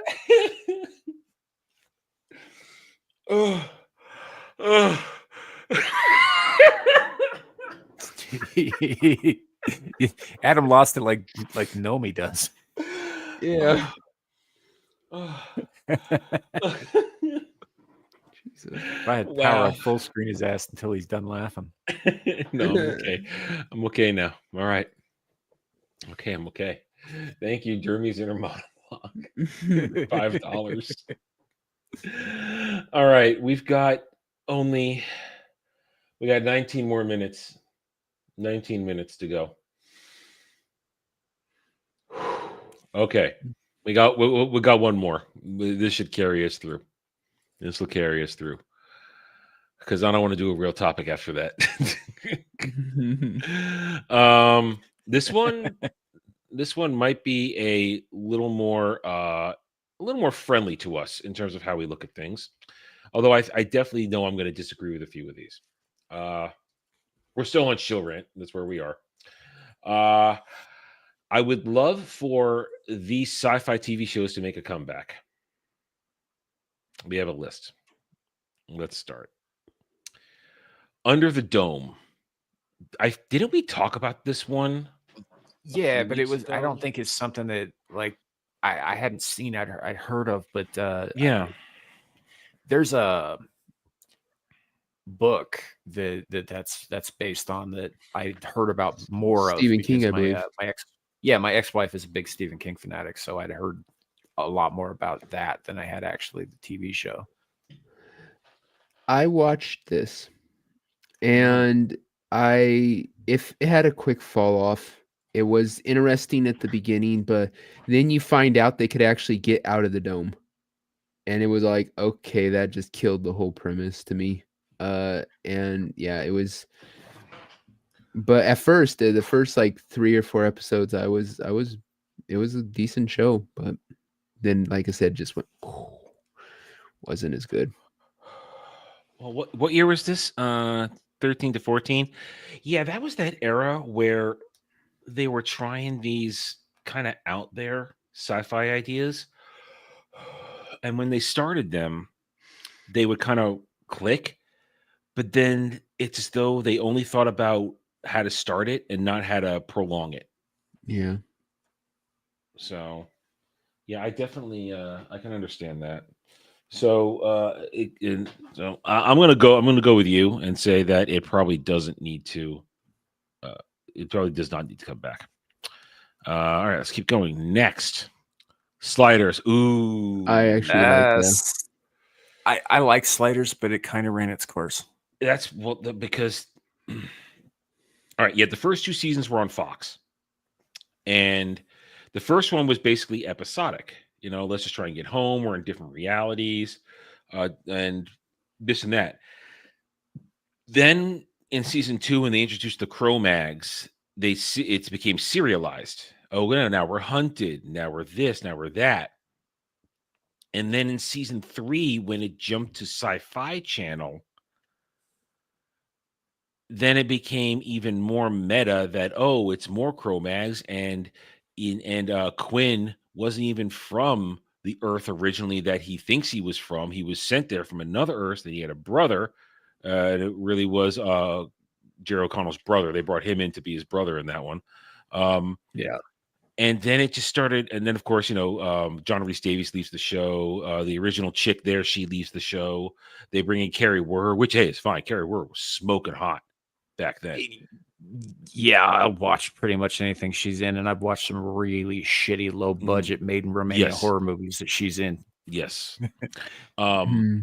But season 3 was still kind of holding on because it got more of a budget, and the O'Connell brothers were into it. They were trying to make a good story there. But then I believe a bunch of behind the scenes shit happened, and the O'Connell brothers left, and all you were left with was Remy and Carrie Werr, and then they just totally fucked it over in the 4th season. And it totally lost its complete way and wasn't even the same show anymore at all. Yeah, like I said, it kind of ran its course, which is unfortunate because it was a really cool show. Yeah, I like the concept. Maybe it doesn't need to be rebooted or any more of it, but I could see a reboot on it if I trust the people to do it. Devil, one of my earliest videos for the channel was reporting on a Sliders reboot, and occasionally I'll get a comment on that. People either saying yay or nay. They tried for like 2-3 years ago, and it just vanished. For a second, they were going to do it, and then it just went away, gone. And it only would have worked. And I don't honestly remember my take anymore. And I don't even remember who was involved with it. Maybe some of the original people might have been. I don't know. They were having trouble finding interest of people to work on it. But yeah, they tried to reboot it, and it fell apart, which is probably a good thing. It's probably a good thing. So no, I'm with Samuel. I don't want this to come back. There's no reason to, because it was unique, and dude, you had John Rhys Davies in it for 2 seasons, man. How are you going to top that? Right, and now and today with the roster of actors you have out there, dude. Like I said, I'd have to trust the people doing it, but I think it's an idea that didn't get enough. So it had more to give, I think. I say no on this as well. I say no. I say no. I say no. I say no. There were 4 seasons or 5 seasons? I can't 5, remember. I think. 5? Yeah, see, that's how bad it is. I thought there were only the 4. Damn, it was just more. Ooh, leave it alone. Leave it alone. I mean, I remember I couldn't get into Babylon 5, man. Here's the thing. This is one of my moments where I'm going to be repetitive because I've said this shit in the past, and I hate it when I have to be, but we're talking about it, so I have to repeat the story. I was there when it aired, watched it on its air date. I watched it when it ended, and then I was there for the next decade as TNT ran it over and over and over. I have seen this show all the way through easily between 12 and 15, maybe even 16 times because of reruns and syndication. Most recently, the last time I did it was 2019 and 2020, somewhere around there, right before COVID. I've seen it enough. I never need to see it again. The story itself for seasons 1 through 4 holds up when you stick to the story. When you break off and go to the episodic stuff, it kind of falls apart for me now in the here and now. And at the same time, I will never be able to get away from the fact, and I know that there's a whole lot of production behind the scenes where how it came to be. Never get beyond the fact that because they got canceled before they got renewed when season 4 to season 5, they filmed the actual ending, which they then aired at the end of season 5 when it went to TNT, but instead redid a massive, here's the history of the galaxy going forward from this point on for their season 4 finale, and just ruins everything. It's like, why am I watching season 5? I don't care. And then they took the original series finale they filmed for season 4 and tacked it on the end of season 5. Babylon 5 is great. Take it, leave it on its shelf. JMS tried to resuscitate it 3 years ago, and it fell apart because that dude don't have it anymore either. So let it lie. Let it be loved for what it was. Keep it on its shelf. Just don't touch it anymore. Leave it alone. Leave it alone. Leave it alone. Yeah. Leave it alone. Moving on. Alien Nation. Only one season. I always felt like the show went for more than one season. You know why? Because there were the TV movies. There were the TV movies that came out. There were the TV movies, and also this went for like a 22 episode season. Mm-hmm. Right. I liked a good show though. I liked Alien Nation. Is a very good show. Did you ever see the original movie with James Caan and Mandy Patinkin? Once. So that's good, but this show took that concept and they because the movie's pretty good, but it's not like the best thing ever. But the show took that concept and it made it into something like really the lore special in the world. Yeah. And I mean, look, it's a very, very thinly veiled allegory for racism. I mean, obviously, but it's they expanded the lore in the world. Like there's an episode where they hunt down an overseer, and just before he dies, he gets off of like a light beam message or whatever to outer space, and it was like, "Where's it going?" And it's like to the other overseers. Did you think this was the only ship? Yeah, you know, and then they did the movie. There was a movie, Dark Horizon. Yeah, Dark Horizon. Yep. Where the ones who got that message came back, and that message was, look, all of your lost slaves that were on that ship, they're here, along with 6 billion new ones. Right? It was a really haunting ending on that. It was really cool. And they did some neat stuff with this. There was some really excellent character work in it. Yeah. And this should have gotten more. It really should have. But it was 89. It was going to the 90s, and this is before genre television was finding a place on cable, because this was network television, and the TV movies. Fox. Yeah, and what happened is it got syndicated on Sci-Fi Channel. That's where I saw it. I saw it in syndication on Sci-Fi Channel, and then Sci-Fi Channel made the TV movies for it. But by then, it was too late to resuscitate it because Sci-Fi Channel wasn't in the business of television yet. They were in the business of licensing shit. They could make a few movies, but they weren't going to make a full season of television at that point in time. So I'm right there with you. This one should have gotten longer. It should have had more, because it was that perfect mix of drama and subtle action. Not a lot of action, but enough. I enjoyed this one. I thought it was a good one. I agree with you. Yeah, they kind of took the concept of this, and did you see that Netflix film a couple years ago, Bright? No. Yeah, I did. It's all right. It's not bad, and it was done well enough that I kind of wanted to see more in that universe. But essentially, they took the same concept and applied it to fantasy as opposed to science fiction. So, like, Will Smith gets partnered up with the first orc cop in the LA Force. Okay. And they're after a wand, because a wand is like a nuke. It's so powerful, and so everyone wants it. Yeah, I like the movie, but they more or less took that idea from Alien Nation. I could see it. So we got our first winner here. This one should have gotten more because it was really well done. But this is that era where these shows were not doing. They weren't finding an audience on television. They just weren't. Now it would probably do gangbusters nowadays. Well, We know this one needed more. yeah, shit. we've talked this ad nauseum. We've talked this one ad nauseum before. Yeah. First, maybe But show it in the correct order. First of all, and Joss Whedon. I mean, he can do television, Yes, he can. and he could sometimes do a movie. And yes, I feel like we don't need to spend much on this one. We've talked Firefly, Joss Whedon, a lot. Serenity is a good movie. It ties it up nicely. We see where the season would have been if they'd kept going, but it was good. It should have gotten its proper run, but it didn't, because once again, this is 2002. It's the same as Alienation, which is only 3 years before it.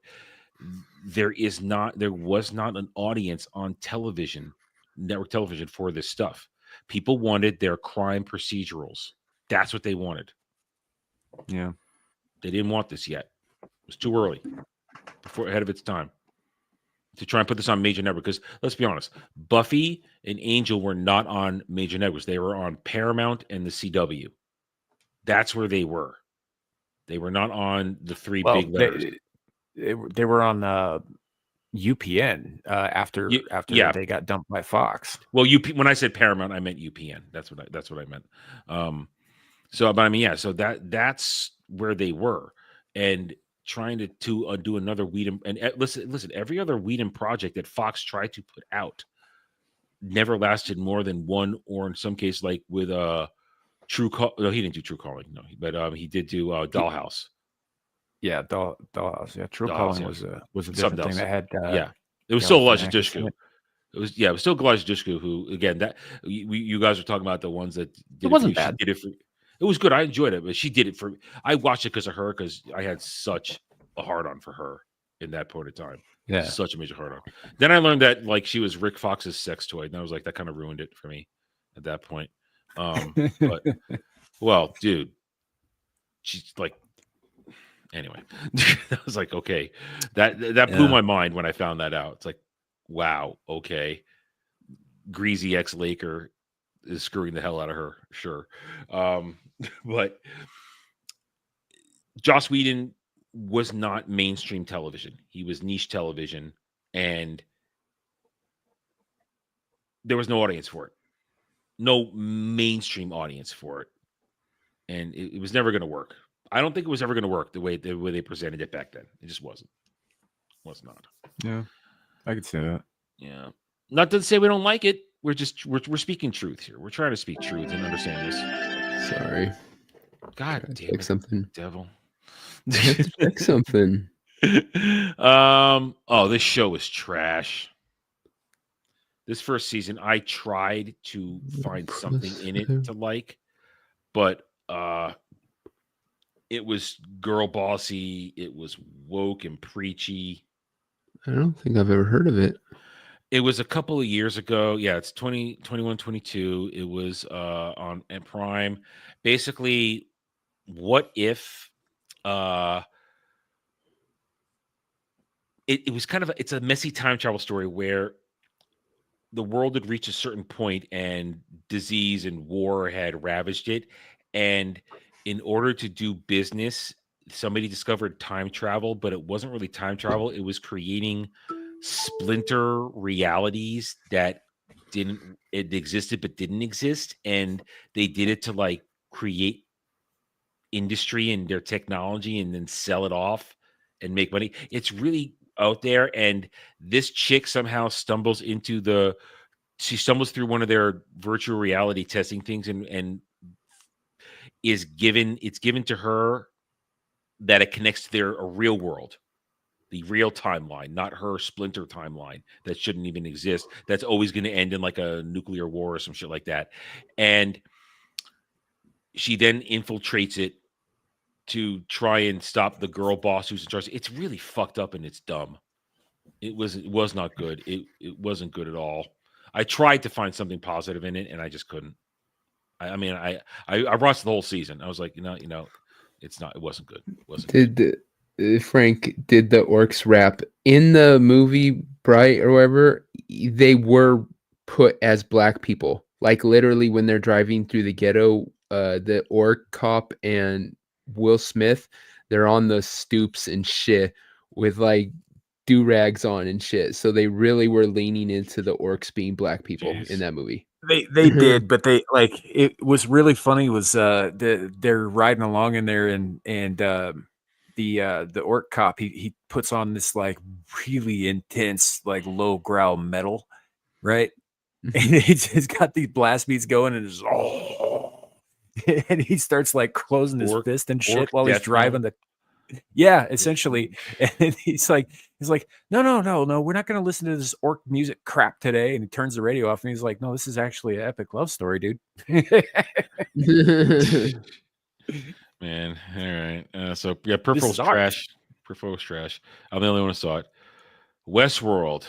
I didn't bother with this because I wasn't interested, but I've always heard there's only one season. Yeah, the first season supposedly so good, and the second season collapsed completely. And the third and the fourth are just nightmares. That's all I've ever heard.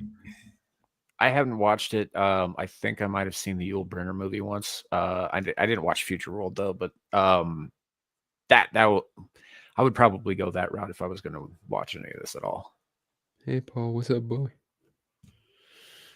Power Couch. He comes in. Power Couch. Dude, Power Couch won. Power Couch won. Oh yeah. Power Couch won. Destroyed the taco. Power Couch always. Outer Range. I didn't bother with this one. I wasn't interested. Me neither, and I have no clue what it's about. I've been watching it, and I have like 4 episodes left in the latest season, and I'm having a hard time getting through it. Because it's become, for a show that's supposed to be like it's very mystery box. Essentially, these ranchers find a hole in their like back 40.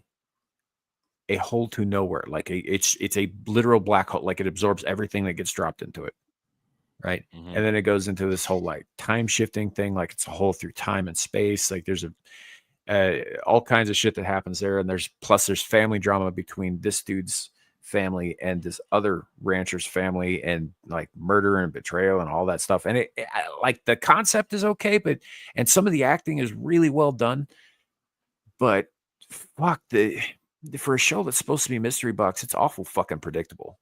You know, which is unfortunate because there are some really great character performances in this.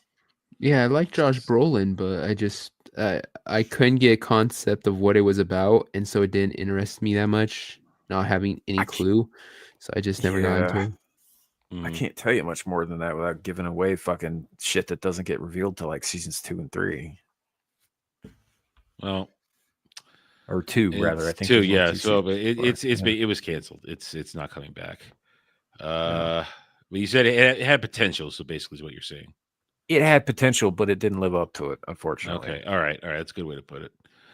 I don't even know what the fuck this is. Never heard of it. All right, moving on. Last one. I don't know what this is either. Travelers. Then again, this is a period of time where I was out of touch for several things. So oh, I did see this one. Okay, I remember this one. All right, yeah. This one could have gone further. I think it was interesting. This is one of I think Joe Malozzi's projects after post Stargate. Yeah, essentially what it is these people in our future, they live under this like not dome, but like these bunkers, and they can't go outside and stuff. And so when people are just about to die, the second before they die, they take over their body. It's like that movie Free Jack. I've talked about that movie before with Emilio Estevez. Yeah. They take over their body the second before they die because you've kind of surrendered your life. Your life is over, so the body's free.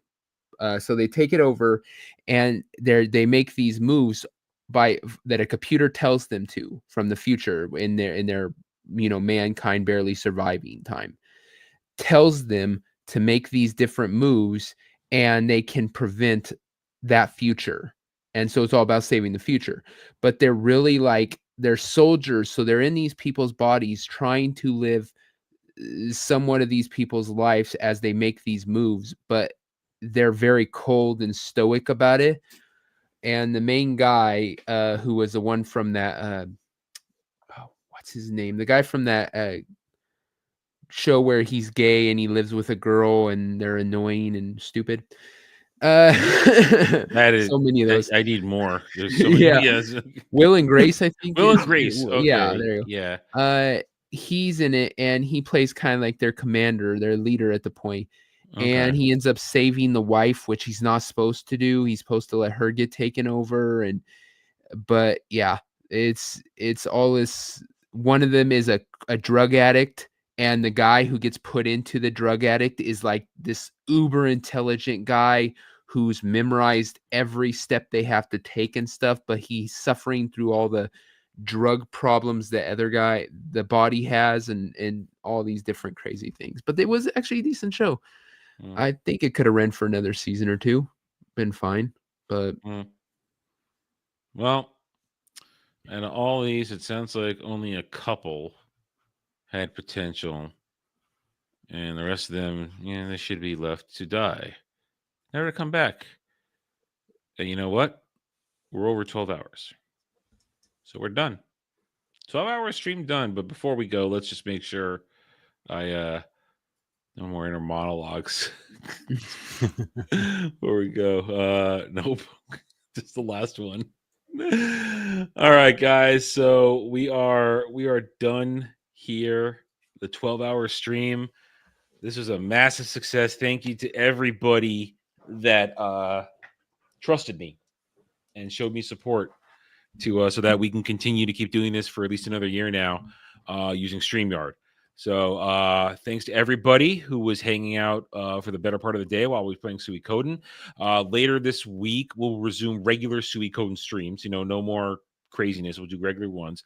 I don't know if we'll get to it before I go away at the end of the month for a week. But when we get to Suikoden 2, that will be a very long stream, as Samuel well knows, because it'll be the rush to Clive in one sitting. The rush to get to Clive and Suikoden 2. But I expect there'll be another Suikoden game stream at some point this week. Other than that, let's talk about our stuff, and then I'm gonna go pass out. So, Devil, how's the rest of your week look? Just normal stuff. I'll be on Static's channel on Thursday. So will I. Oh, are you gonna be on? I'm on show this Thursday. I'm on pregame this week. And then on to Ballbusters, freaking Dermy. Anyway, and then Screaming the Void, and then to the pub. You know what I'm looking forward to? I'm looking forward to Dermy's inner monologue on Ballbusters making an appearance now. I want to hear You should read that on there too. I want to see how he feels about that.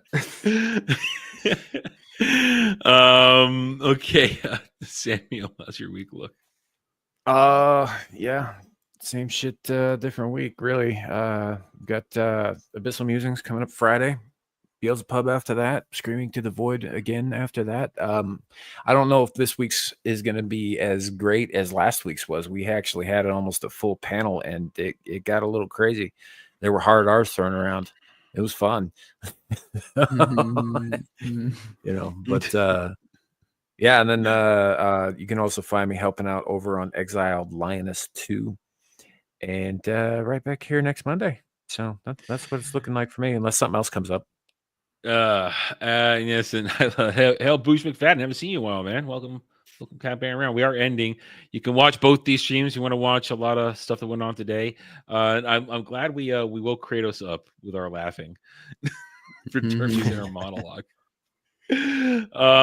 So yeah, thanks everybody. As for me, the rest of this week, I'm probably, unless something I get inspiration today, I probably will take most of tomorrow off because I usually take Tuesdays off anyway because of the way the bigger stream schedules go. There's really not a lot of news. Sure.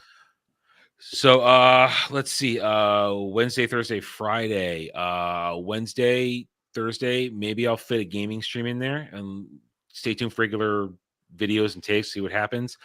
Thursday, as Devil just brought up, I'll be on weekend pregame on Static's channel this week.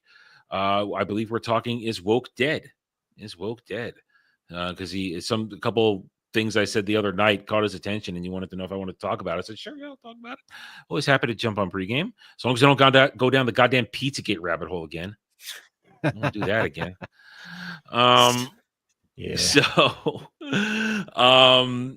Friday, Ballbusters will be what it will be. This drive-in this Saturday, we're doing Top Gun. And then we do have the Among Us stream. Now that Derby's ass isn't on fire and you guys aren't all sleeping through Saturday, we will be doing the Among Us 8:30 p.m. Eastern.